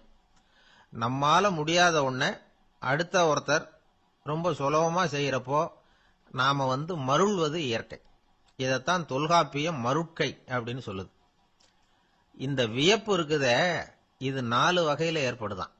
அதையும் தொல்காப்பியம் தான் சொல்லுது. அது என்ன 4 வகை அப்படின்னா, முதல் வகை எப்படின்னா புதுமையான அரிய செயல்களை செய்வது. 2வது வகை என்னன்னா பெரிய செயல்களை செய்யறது. 3வது வகை எப்படின்னா மிக நுட்பமான செயல்களை செய்யறது. 4வது வகை ஆக்கம் தரும் செயல்களை செய்யறது. புதுமை, பெருமை, சிறுமை, ஆக்கமோடு மதினம் சாலா மருட்கை 4 அப்படிங்கிறது தொல்காப்பியம். இன்னைக்கு விஞ்ஞானம் புதுசு புதுசா எதையோ கண்டுபிடிச்சுக்கிட்டு இருக்குது. அந்த கண்டுபிடிப்புகளை எல்லாம் பாக்குறப்போ ஆரம்பத்துல ஆச்சரியமா இருக்கு, அதுக்கப்புறம் நமக்கு பழகி போடுது. இப்போ வானொலி பெட்டி புதுசா வந்தப்போ அதை சுற்றி எவ்வளவு கும்பல், ஒரு பெட்டி பேசுது அப்படிங்கிறது எவ்வளவு வியப்புக்குரிய விஷயம். இப்ப யாரும் வானொலி பெட்டியை ரொம்ப ஆச்சரியத்தோட பாக்குறது இல்ல. வச்சிருந்தாதான் ஆச்சரியமா பார்ப்பாங்க சில பேர், இந்த காலத்துல இப்படி வச்சிருக்கிறாரேன்னு சொல்லி. மாறா அதை அலட்சியமாவும் பார்க்க ஆரம்பிச்சுட்டாங்க. மதினம் சாலா மருட்கை அப்படின்னு ஒரு சொற்றொடர் வருது பாருங்க, அதுல கருத்தாழம் உண்டு. எதை பத்தியும் போதுமான அளவு புரிஞ்சிக்காதப்போ ஒருத்தர் ஆச்சரியப்படுறார், புரிஞ்சுகிட்டதுக்கு அப்புறம் ஆச்சரியம் மறைஞ்சு போடுது. மிக நுட்பமான செயல்களும் நம்மளை ஆச்சரியப்பட வைக்குது. ஒரு அரிசியில ஒரு திருக்குறள் எழுதி காட்டுறாங்க, ஒரு முட்டை ஓட்டுக்குள்ள ஓவியம் தீட்டி காட்டுறாங்க. கருங்கல் சிற்பங்கள்ல எவ்வளவு நுட்பமான வேலைப்பாடுகள், அதையெல்லாம் பார்த்து ஆச்சரியப்படுறோம். இது மாதிரியே ஆக்கப்பூர்வமான செயல்களும் நம்மளை வியப்பில் ஆழ்த்தும். குப்பை கூலங்களை கூட வாழ்க்கைக்கு பயன்படுகிற பொருளா மாற்றுகிறவர்கள் இருக்கிறாங்க. அவங்களுடைய செயல் நமக்கு ஆச்சரியத்தை தருது. இடைக்காட்டு சித்தர்னு ஒருத்தர் இருந்தார். அவர் பாடிய 30 நூல்ல ஒரு பாட்டு வருது. ஆற்றல் பிறர் அறிதலின் ஆகம் கிளர்வு உறுதலின் கற்று அறிபாணர் கெழுமிய கோடலின் தோற்றம் உருகவே போற்றல் சால் வியப்பே. ஒருத்தருடைய ஆற்றல் தெரியாமல் இருந்தது, அவருடைய அரிய செயல்களை பார்க்கும் பொழுது வியப்பா இருந்தது, மனசுக்குள்ள கிளர்ச்சி. பாவலர்கள் இவர்கள் புகழ பாடி மற்றவர்களும் தெரிந்து கொள்ளுமாறு செய்கிறார்கள். ஆக எல்லா வகையிலுமே மக்கள் தங்களுடைய வாழ்க்கையில முன்னேறுவதற்கு வழிகாட்டுகிற ஒரு மெய்ப்பாடு தான் வியப்புங்கிறது. இன்னைக்கு இளைஞர்கள் இதை நல்லா புரிஞ்சுக்கணும். ஆச்சரியப்படுங்கள், ஆச்சரியப்பட வைப்பீர்கள். இந்த காலத்துல நம்ம எப்படி எல்லாமோ ஆச்சரியப்பட வைக்கிற அதிசய மனிதர்கள் இருக்கிறாங்க. ஒரு ஆளை பிடிச்சி ஜெயிலுக்கு கொண்டுட்டு வந்தாங்க. சிறை அதிகாரி அவனை ரொம்பவும் ஆச்சரியமா பார்த்தார். இவன் கேட்டான், ஏன் சார் அப்படி பாக்குறீங்க, நான் இப்ப இங்க வந்தது உங்களுக்கு ஆச்சரியமா இருக்கா அப்படின்னு கேட்டான். இதுக்கு சிறை அதிகாரி சொன்னார், நீ இப்ப இங்க வந்ததுல எனக்கு ஒன்னும் ஆச்சரியம் இல்லப்பா, ஏற்கனவே நீ இங்கிருந்து விடுதலை ஆகி போய் 6 மாசம் ஆச்சு, இவ்வளவு லேட்டா திரும்பி வர்றியா, அதுதான் எனக்கு ஆச்சரியம் அப்படின்னாராம். இது ஒரு வகையான ஆச்சரியம். ஆனா வாழ்க்கையில வியப்புங்கிறது ஒரு தேவைப்படுகிற மெய்ப்பாடு. ஆச்சரியப்படுவோம், ஆச்சரியப்பட வைப்போம். அப்படி இந்த உண்மையை புரிந்து கொண்டோம்னா நம்ம வாழ்க்கையில வெற்றி நிச்சயம். பிரிட்டிஷ் ஆட்சி நடந்துகிட்டு இருந்த காலம் 1920களின் கடைசி. அப்போ நடந்த ஒரு உண்மை நிகழ்ச்சி இது. ஒரு கல்யாண மாப்பிள்ளை ரயில்ல இறங்க போறார். அவரை வரவேற்க ஒரு ராஜ குடும்பமே காத்துக்கிட்டு இருக்குது. மங்களூர்ல இருந்து வந்து இறங்குற அந்த மாப்பிள்ளை யார் தெரியுமா? ஒரு நாய். உண்மைதான், அந்த நாய்க்கு தான் கல்யாணம். சுதேசி சமஸ்தானத்து மன்னர்கள்ல ஒருத்தர் ஜூனாகட் மகாராஜா. அவரோட வளர்ப்பு நாய் ரோஷனாரா. அதுக்கு கல்யாணம் பண்ணி வைக்கணும்னு ஆசைப்பட்டார். மாப்பிள்ளை தேடினார். மங்களூர் மகாராஜாவோட வளர்ப்பு நாய் ஒன்னு இருந்தது, பேரு பாபி. இது ரெண்டுக்கும் கல்யாணம் நடத்த முடிவு பண்ணார். திருமணத்துக்கு வேண்டிய எல்லா ஏற்பாடுகளையும் பண்ணுங்க அப்படின்னு உத்தரவு போட்டார். ஆயிரக்கணக்கான அழைப்புதழ்கள், பல சமஸ்தான மன்னர்கள், ஜமீன்தார்கள், பிரிட்டிஷ் அதிகாரிகள், பெரிய பணக்காரங்க, இப்படி நிறைய பேருக்கு அழைப்புதழ்கள் அனுப்பி வச்சாங்க. பத்திரிகையை பார்த்தவங்க எல்லாம் திகைச்சு போயிட்டாங்களாம். இருந்தாலும் என்ன பண்றது, ராஜாவே அழைக்கிறார், போகாம இருக்க முடியுமா? அந்த சமயத்துல நாட்டின் கவர்னர் ஜெனரலா இருந்தவர் இர்வின் பிரபு. அவருக்கும் ஒரு பத்திரிகை போயிருக்குது. வாங்கி பார்த்ததும் அவருக்கு பயங்கர எரிச்சல். உடனே குப்பை தொட்டியில போட்டுட்டாராம். மாட்சிமை தங்கிய பிரிட்டன் சக்கரவர்த்தியின் பிரதிநிதியான தன்னை கேவலம் ஒரு நாயின் திருமணத்துக்காக அழைக்கிறதா அப்படின்னு அவருக்கு ஆத்திரம். இருந்தாலும் கல்யாணம் பிரமாதமா நடந்துதான். கல்யாணத்தன்னைக்கு பொண்ணுக்கு ஸ்பெஷல் குளியல், தண்ணீருக்கு பதிலாக வாசனை திரவியங்கள், பன்னீர், குளிச்சதுக்கு அப்புறம் அலங்காரம், வைர மாலை, முத்து மாலை, ஏகப்பட்ட அலங்காரம். மாப்பிள்ளையை அழைக்கிறதுக்கு ரயில்வே ஸ்டேஷன்ல ராஜ குடும்பமே காத்துக்கிட்டு இருக்குது. அவங்களோட வளர்ப்பு நாய்கள் 250. அத்தனை நாய்களுக்கும் பட்டு துணி போத்தி இருக்குது. முத்து வடங்கள் அணிவிச்சிருக்கிறாங்க. எல்லாம் ராஜ நாய்கள். அதுகளையும் வீதியில நடக்க விடலையாம். அதுகளை சுமந்துகிட்டு போக அலங்கரிக்கப்பட்ட யானைகள் காத்துக்கிட்டு இருக்குதாம். மாப்பிள்ளைக்கு வரவேற்பு எப்படி தெரியுமா? அது நடந்து வர்ற பாதை பூரா ரத்தன கம்பளம் விரிச்சிருக்குது. 2 பக்கமும் ராஜாங்க அதிகாரிகள் கைகட்டி நிக்கிறாங்க. அரசு படை வீரர்கள் அணிவகுப்பு மரியாதை செலுத்துறாங்க. அந்த நாய் ராஜ மரியாதையோட நடந்து வருது. நகையெல்லாம் போட்டுக்கிட்டு வருது. திருமண மண்டபத்துக்கு சேருது. அங்க கல்யாணம் அமோகமா நடக்குது. இந்த திருமணத்தை முன்னிட்டு அந்த ஜூனாகட் சமஸ்தானத்துக்கு 3 நாள் விடுமுறை வேற. கல்யாணத்துக்கு வந்திருந்தவங்களுக்கெல்லாம் ஏக தடபுடலா விருந்து, நாட்டியம் எல்லாம் பிரமாதமா நடந்துதான். இந்த கல்யாணத்துல கலந்துக்க வந்திருந்த மற்ற சமஸ்தானத்து மன்னர்கள், திவான்கள், அரச குடும்பத்தினர், இப்படி அவங்க 700 பேராம். அவங்க வந்து போறதுக்காக விசேஷ ரயில்கள்லாம் வேற விட்டுருக்காங்க. கல்யாணம் முடிஞ்சதும் அந்த நாய் தம்பதிகளோட பெரிய பெரிய மன்னர்கள்லாம் ஒன்னா உட்காந்து சாப்பிட்டாங்களாம். ஏர் கண்டிஷன் அறையில அந்த தம்பதிகள் கொஞ்ச காலம் வாழ்ந்திருக்கிறாங்க. கொஞ்ச நாள்ல மாப்பிள்ளைக்கு மரியாதை குறைய ஆரம்பிச்சுட்டுது. வெளியில துரத்தி விட்டாங்களாம். அந்த பெண் நாய் மட்டும் ராஜ போகங்களை அனுபவிச்சு வந்துதான். இந்த கல்யாணத்தை பார்த்துட்டு தொடர்ந்து மற்ற சமஸ்தானத்து மன்னர்களும் நாய் திருமணங்கள் நடத்த ஆரம்பிச்சுட்டாங்களாம். இது உண்மையில நடந்திருக்குது. இப்படி அது இருக்கட்டும். இப்ப நம்ம கதைக்கு வருவோம். ஒரு ராஜாவுக்கு ரொம்ப நாள் கழிச்சு ஒரு குழந்தை பிறந்துதான். அரண்மனை ஜோசியரை கூப்பிட்டுருக்கார் ராஜா. ஜோசியரே, என் மகன் வருங்காலத்துல சிறந்த வாழ் வீரனா வரணும்னு ஆசைப்படுறேன். வருவானாங்கிறத கொஞ்சம் பார்த்து சொல்லுங்களேன் அப்படின்னாராம். ஜோசியர் சொன்னார், மன்னா, உங்க புள்ள வாழ் வீரனா வர்றது கஷ்டம். ஆனா அவரும் உங்களை மாதிரியே நாய்க்குட்டிகள் பேர்ல பிரியமா இருப்பார். அதுகளுக்கு கல்யாணமும் பண்ணி வைப்பார் அப்படின்னாராம். அது எப்படி கண்டுபிடிச்சிங்க அப்படின்னு கேட்டிருக்கார் ராஜா.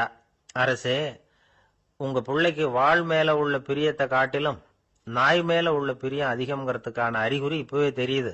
நல்லா கவனிச்சு பாருங்க. அவரு வாழ் வாழ்னு கத்துறாரு அப்படின்னாரு.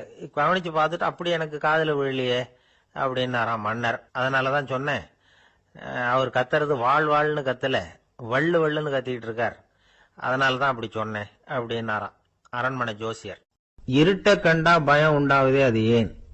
இப்படி ஒரு கேள்வியை ஒரு பெரியவர்கிட்ட கேட்டாங்க. அதுக்கு அவர் பதில் சொல்றார், மனிதனுடைய ஆதிகால வாழ்க்கையில தொற்றிக்கொண்ட பயம் இது வேரூன்றி இருக்குது, இன்னமும் போகல. 50,000 வருஷங்களுக்கு முன்னாடி மனுஷன் குகைகள்ல வாழ்ந்தான். பகல்ல பயம் இருக்காது. ராத்திரியில மிருகங்கள் தாக்கும், கொல்லும், நிம்மதியா தூங்க கூட முடியாது. அதனால இந்த மனுஷனுக்கு இரவுன்னா மரணம், பயம் அப்படின்னு பழகி போச்சு. மனிதர்களுடைய எல்லா மனசையும் சேர்த்து மொத்தமா ஒரு மனசு உண்டு. மனிதர்களுடைய நினைவு இந்த மொத்த மனசுல பதிஞ்சிருக்கு, பரவுது. இந்த மொத்த மனசுல இருட்டு பற்றிய பயம் பதிந்து நீடிக்குது அப்படிங்கிறார் அவர். இந்த காலத்துல இரவை பகலாக்கிறதுக்கு எவ்வளவு விளக்குகள்லாம் வந்தாச்சு. ராத்திரியிலேயும் மிருகங்கள் தாக்குங்கிற நிலைமை இல்ல. பாதுகாப்பான வீடுகள், விலங்குகளும் விலகி போயிட்டு விலங்குகள்லாம் விலகி போயிட்டு வீடுகளும் பாதுகாப்பா இருக்குது. சரி, இருந்தாலும் அந்த பழங்கால பயம் வந்து இருட்டு பயம் இன்னமும் மனுஷனை விட்டு போகல. இன்னொரு விஷயம் என்னன்னா, இருட்டுல இருந்து வெளிச்சத்துக்கு வராத மனிதர்கள் இன்னைக்கு அதிகம். ஒரு ஆளு ஆத்துக்கு மீன் பிடிக்கிறதுக்காக போனான், இன்னும் விடியல, அதுக்குள்ள வலையை எடுத்துட்டு கிளம்பி போயிட்டான். வெளிச்சம் வர்றதுக்கு முன்னாடியே போய் சேர்ந்துட்டான். விடிகிற வரைக்கும் என்ன பண்றது, சும்மா கரையிலேயே உட்காந்து காலாட்டிட்டு இருக்கிறான். காலில் ஏதோ ஒரு சின்ன மூட்டை தட்டுப்பட்டது. இருட்டுல அது என்னன்னு சரியா தெரியல. மூட்டைக்குள்ள சின்ன சின்ன கல்லா நிறைஞ்சி இருக்குது. சும்மா பொழுது போகணுமேங்கிறதுக்காக இவன் அந்த மூட்டைக்குள்ள இருந்து ஒவ்வொரு கல்லா எடுத்து ஆத்துல வீசிக்கிட்டு இருக்கிறான். விடிகிற வரைக்கும் வேற வேலை இல்லைங்கிறதுனால எப்படி செஞ்சுக்கிட்டே உட்காந்துருக்கிறான். கிழக்க மெதுவா வெளிச்சம் தெரிய ஆரம்பிச்சது. பொழுது விடியறதுக்கான அறிகுறி. இதுக்குள்ள அந்த மூட்டையில இருந்த எல்லா கல்லையும் எடுத்து வீசி எறிஞ்சுட்டான். கடைசியா ஒரே ஒரு கல்லு மட்டும்தான் கையில பாக்கி இருந்தது. வெளிச்சம் வந்ததும் அந்த கல்லை பார்த்தான், அப்படியே திகைச்சு போயிட்டான். அடடா, இது வரைக்கும் தெரியாம தப்பு பண்ணிட்டோமே அப்படின்னு நினைச்சான். ஏன் தெரியுமா, அவன் கையில இருந்தது வெறும் கல்லு இல்ல, விலை வசந்த ரத்தன கல்லு. இருட்டுல என்னன்னு புரியாததுனால மூட்டையில இருந்த எல்லா ரத்தன கல்லையும் ஆத்துல வீசி எறிஞ்சிருக்கிறான். இப்போ அவனுக்கு அழுகையே வந்துடும் போல இருந்தது. வாழ்க்கையை வந்து வசதி ஆக்கிக்கிறதுக்கான வாய்ப்பு அவனுக்கு இருந்தது. இருந்தாலும் இருட்டுல அதை இழந்துட்டான். அந்த வகையில அவனுக்கு கொஞ்சம் அதிர்ஷ்டம் இருந்திருக்குது. அதாவது ஏதோ ஒரு வகையில இருந்திருக்குது. அதனாலதான் அந்த கடைசி கல்ல எரியறதுக்குள்ள வெளிச்சம் வந்துட்டுது. பல பேருக்கு அந்த அளவு கூட அதிர்ஷ்டம் வர்றதில்ல. எல்லாத்தையும் வீசினதுக்கு அப்புறம் தான் வெளிச்சம் வரும். என்னன்னு விவரம் தெரியாமலே எழுந்திரிச்சு வந்துருவாங்க. வாழ்க்கைங்கிறது ஒரு பெரிய புதையல். அதை புரிஞ்சிக்காம வந்து மனுஷன் வந்து அதை வீசி எரிஞ்சுக்கிட்டு இருக்கான் அப்படிங்கறது தான் பெரியவங்க கருத்து. சில பேருக்கு புரிஞ்சுக்கிற நேரம் வரும், அதுக்குள்ள வாழ்நாள்லாம் ஓடி போயிருக்கும். அதுக்கப்புறம் என்ன பண்றது? நம்மால் ஒருத்தன் கையில ஒரு சின்ன பையோட வந்துகிட்டு இருந்தான். பை உள்ள ஏகப்பட்ட நகைகள், ரத்தன கல் எல்லாம் இருக்கு. வந்துகிட்டு இருந்தவன் திடீர்னு அந்த பையை அப்படியே ஒரு குளத்துல வீசி எறிஞ்சுட்டான். மகான்கள் தான் இப்படி பற்று இல்லாம இருப்பாங்க. என்னங்க இது, விலை மதிப்புள்ள அந்த பையை இப்படி குளத்துல வீசி எறிஞ்சுட்டீங்களே, இதுக்கு என்ன அர்த்தம் அப்படின்னு கேட்டார் அவன் கூட வந்தவர். அவன் மெதுவா இவர் காதோட காதா சொல்றான், ஒரு போலீஸ்காரர் பின்னாடி வந்துகிட்டு இருக்கிறார், அவர் போனதுக்கு அப்புறம் இதை எடுத்துக்குவேன் அப்படிங்கிறான். அமெரிக்க ஜனாதிபதி ஆப்ரஹாம் லிங்கன் ஒரு நாள் தன்னோட கோச்சு வண்டியில தலைநகரான வாஷிங்டனுக்கு போயிட்டு இருக்கிறார். கோச்சு வண்டி ஒரு சாலையில போயிட்டு இருக்கு. அந்த சாலைக்கு ஒரு பக்கத்துல பயங்கரமான சதுப்பு நிலம். சதுப்பு நிலம்னா அது புதைகுழி, புதை மணல்ங்கிறோம்ல, அது மாதிரி. அந்த சதுப்பு நிலத்துல யாராவது மாட்டிக்கிட்டா அவ்வளவுதான், ஆளை கொஞ்சம் கொஞ்சமா உள்ள அமுக்கிவிடும். தப்பிச்சு கரையேறது கஷ்டம். அப்படிப்பட்ட நிலம் அது. ஆப்ரஹாம் லிங்கன் ஏதோ ஒரு முக்கியமான அரசாங்க வேலையா போயிட்டு திரும்பி வந்துகிட்டு இருக்கிறார். அதனால அந்த சமயத்துல அவர் விலை வசந்த ஆடைகளை அணிஞ்சிருக்கிறார். அப்படி அவர் அந்த கோச்சு வண்டியில வந்துகிட்டு இருக்கிறாரு. அந்த சமயத்துல ஒரு காட்சி அவர் கண்ணுல பட்டுட்டுது. என்ன தெரியுமா, ரோட்டுக்கு பக்கத்துல இருந்த சதுப்பு நிலத்துல ஒரு இளம் பன்றி குட்டி சிக்கிக்கிட்டு தவிச்சுக்கிட்டு இருக்குது. பரிதாபமா கத்திக்கிட்டு இருக்குது. அதை பார்த்தார் லிங்கன். அவருக்கு என்ன மாதிரி ஆயிட்டுது. உடனே வண்டியை நிறுத்த சொன்னார். கீழே இறங்கினார். தன்னோட விலை வசந்த ஆடைகளை பத்தி லட்சியம் பண்ணவே இல்லை. தனக்கே ஆபத்து வரலாம்ங்கிறத பத்தியும் கவலைப்படல. தான் ஒரு குடியரசுத் தலைவருங்கிறத பத்தியும் அவர் நினைச்சு பார்க்கல. நேரா அந்த சதுப்பு நிலம் பக்கமா போனாரு. அந்த சேத்துல இறங்கி பன்றிக்குட்டியை காப்பாத்தி கரைக்கு கொண்டுட்டு வந்து சேர்த்துட்டார். அதுக்கப்புறம் நிம்மதியா கோச்சு வண்டியில ஏறி வெள்ள மாளிகைக்கு வந்து சேர்ந்தார். ட்ரெஸ், உடம்பு பூரா சேறு சகதி. பாக்குறவங்களுக்கெல்லாம் ஆச்சரியமா போச்சு. அவங்களுக்கு ஒன்றும் புரியல. இவர் நேரா ட்ரெஸ் மாத்திக்கிறதுக்காக போனாரு. கோச்சு வண்டி ஓட்டிட்டு வந்தவன் கிட்ட போய் எல்லாரும் கேட்டாங்க என்ன ஆச்சு அப்படின்னு. அவர் வர்ற வழியில நடந்த விவரத்தை சொன்னார். ஆப்ரஹாம் லிங்கனுடைய இந்த இறக்க குணத்தை எல்லாரும் பாராட்டினாங்களாம், புகழ்ந்தாங்களாம். ஆனா இதுக்கு லிங்கன் என்ன பதில் சொன்னார் தெரியுமா? தயவு பண்ணி இந்த புகழ்ச்சியான பேச்சையெல்லாம் ஒதுக்குங்க, அதெல்லாம் வேணாம். அந்த சின்ன பிராணி சகதியில மாட்டிக்கிட்டு துடிச்சுக்கிட்டு இருந்தது, அதை பார்த்தேன். உடனே என்னுடைய இதயத்துல ஒரு முள்ளு தைச்சது மாதிரி ஒரு உணர்வு. அந்த முள்ளை பிடுங்கி எறிஞ்சேன், அவ்வளவுதான். உண்மையில அந்த பிராணிக்கு நான் வந்து உதவினேங்கிறத விட எனக்கு ஏற்பட்ட இன்னலை போக்கிட்டேன் அப்படிங்கறதுதான் உண்மை. அதுதான் பொருத்தம். அப்படி இருக்கிறப்போ இதுல புகழறதுக்கு என்ன இருக்குது அப்படின்னாரு ஆப்ரஹாம் லிங்கன். எவ்வளவு யதார்த்தமான வார்த்தைகள் பாருங்க. இந்த காலத்துல நம்மளையும் பல பேர் அப்படி உண்டு. நீச்சல் தெரியாத ஒரு ஆளு தண்ணியில இறங்கிட்டான். தண்ணி ஆழம்ங்கிறது அப்புறமா தான் தெரிஞ்சுது. தத்தளிக்க ஆரம்பிச்சுட்டான். வாழ் வாழ்னு கத்துறான். கரையில் நின்றுட்டு இருந்த ஒருத்தர் இதை பார்த்தார். உடனே அவருக்கு இதயத்தில் முள்ளு தைச்சது மாதிரி ஒரு உணர்வு. உடனே குபீர்னு தண்ணியில் பாய்ஞ்சார். அவரை காப்பாற்றி கரைக்கு கொண்டுட்டு வந்து சேர்த்தார். இதை பார்த்துக்கிட்டு இருந்த இன்னொருத்தர் காப்பாற்றின அந்த ஆளை பாராட்டி புகழ்ந்தார். என்ன புகழாதீங்க சார் அப்படின்னார் அவர். ஏன்னு கேட்டார் இவர். நான் அந்த ஆளை ஏன் காப்பாற்றினேன் தெரியுமா? அவன் நேற்றுக்கு என்கிட்ட 300 ரூபா கடன் வாங்கியிருக்கிறான். இவன் தண்ணியில் போட்டான்னா நான் கொடுத்த கடனும் தண்ணியில் போடும். அதனால தான் விழுந்து காப்பாற்றினேன் அப்படின்னா அந்த ஆள். ஒரு காடு. அங்கே புத்தர் அவர் பாட்டுக்கு நடந்து போய்கிட்டே இருக்கிறார். அவருக்கு பின்னாடி ஒரு குரங்கு, அதுவும் தொடர்ந்து வந்துக்கிட்டே இருக்குது. புத்தர் திரும்பி பார்த்தார். குரங்கு அப்படியே குதிச்சு உயர எழும்பி ஒரு கிளையில் போய் உக்காந்துது. ஏன் இப்படி பண்ணுறேன்னு கேட்டார் புத்தர். என்னை சாதாரணமாக நினைக்க வேணாம், நான் மகாமந்தி. என்னால் எல்லாம் முடியும். முடியாதுங்கிற வார்த்தையே என்னுடைய அகராதியில் கிடையாது. என்ன வேணும்னாலும் செய்வேன் அப்படின்னுது. அப்படின்னா ஒரு பந்தயம் வச்சுக்கலாமான்னாரு இவர். ஓ வச்சுக்கலாமேன்னுது. வேற ஒன்றும் இல்லை, இப்போ நீ மேலே எழும்பி அந்த கிளையில் உட்காந்தது மாதிரி அங்கேருந்து தாவி என் உள்ளங்கையில் உட்காரணும், அவ்வளவுதான் அப்படின்னார். அப்படி உட்காந்துட்டா என்ன பரிசு அப்படின்னு கேட்டது அது.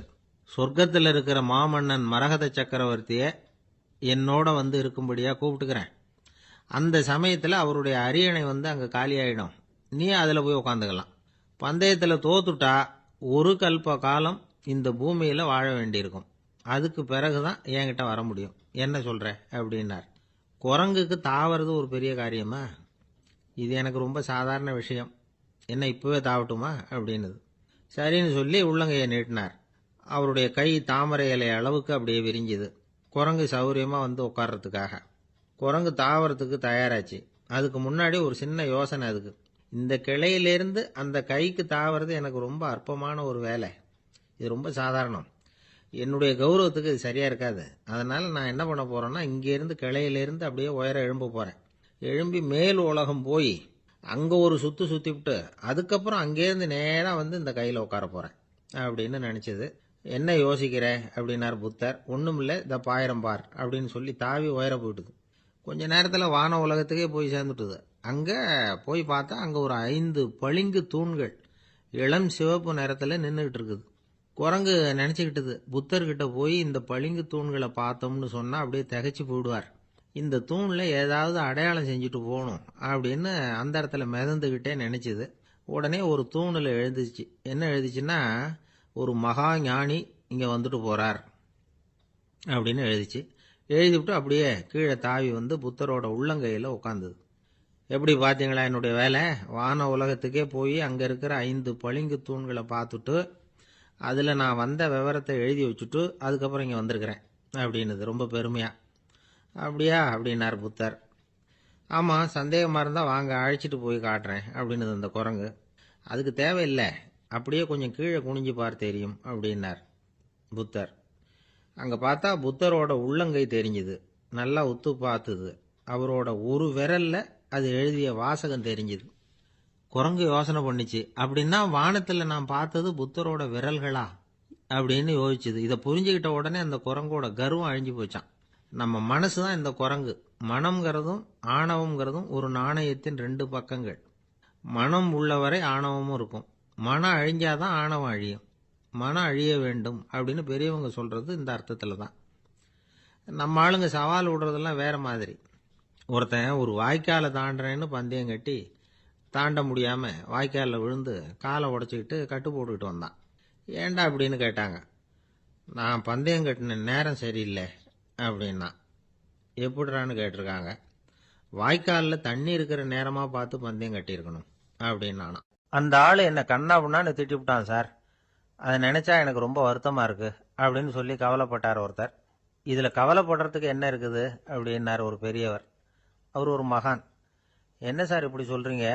ஒருத்தர் நம்ம பார்த்து திட்டுனா வருத்தமாக இருக்காதா அப்படின்னார். அது எப்படி வருத்தமாக இருக்கும்? திட்டுறதுங்கிறது என்ன? அது வெறும் சத்தம் தானே அப்படின்னார் அந்த பெரியவர்.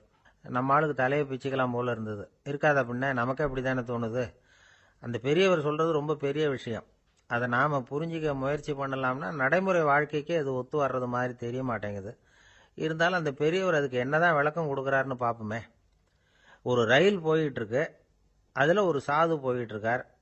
அந்த ரயில் அவர் ஹரித்வாரம் போயிட்டு இருக்கார். அவரு ரயில்ல ஏகப்பட்ட கூட்டம். நம்ம ஊர் ரயில் கேட்கவா வேணும்?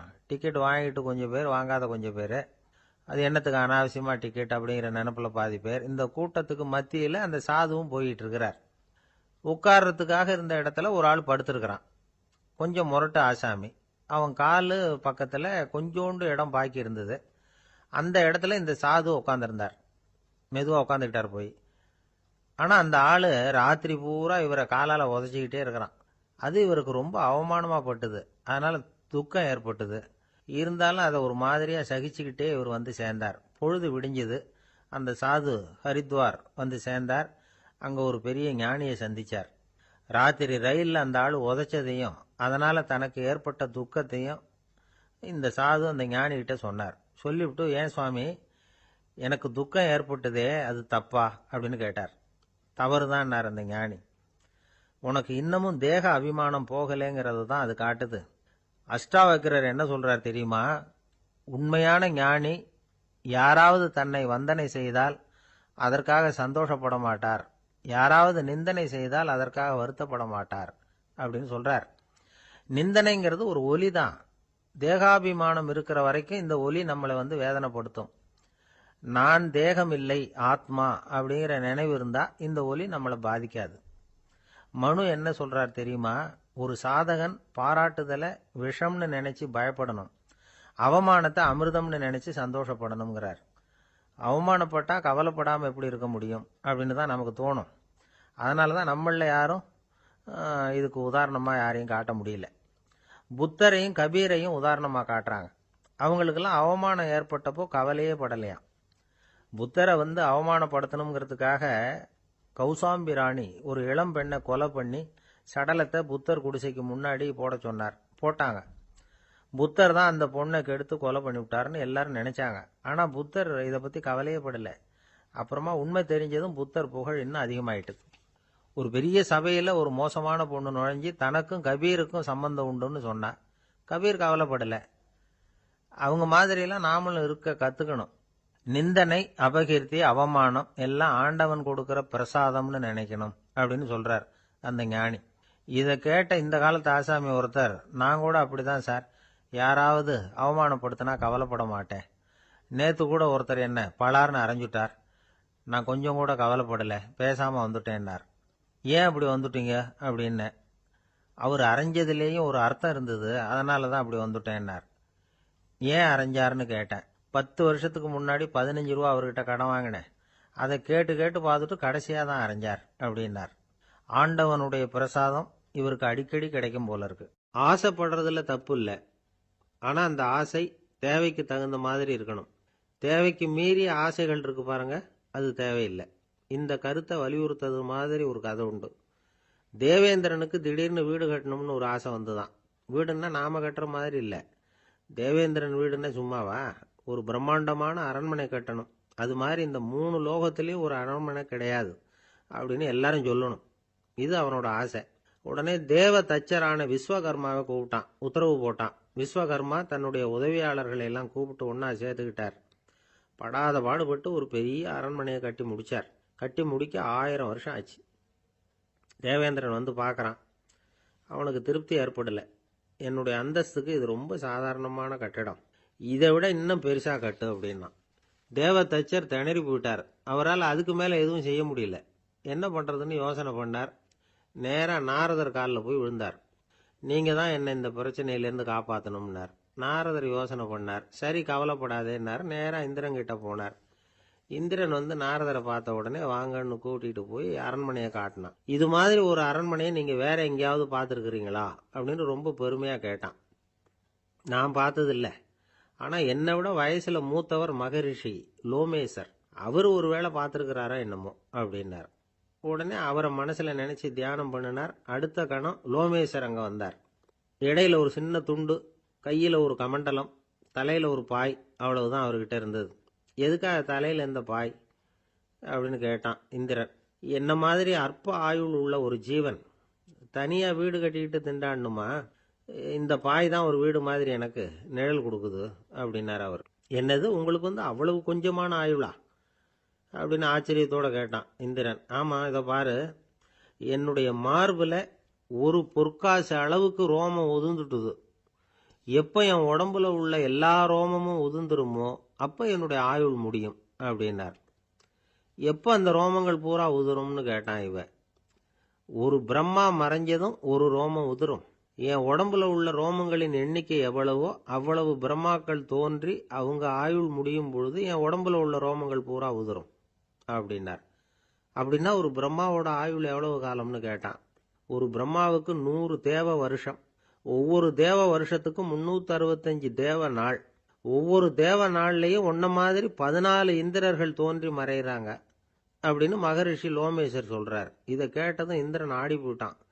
அவ்வளவு ஆயுள் உள்ள இவரே அற்ப ஆயுள்னு சொல்றார். நான் என்னுடைய ஆயுளை பெருசா நினைச்சுக்கிட்டு பிரம்மாண்டமான அரண்மனை கட்டணும்னு ஆசைப்படுறேனே அப்படின்னு நினைச்சான். எனக்கு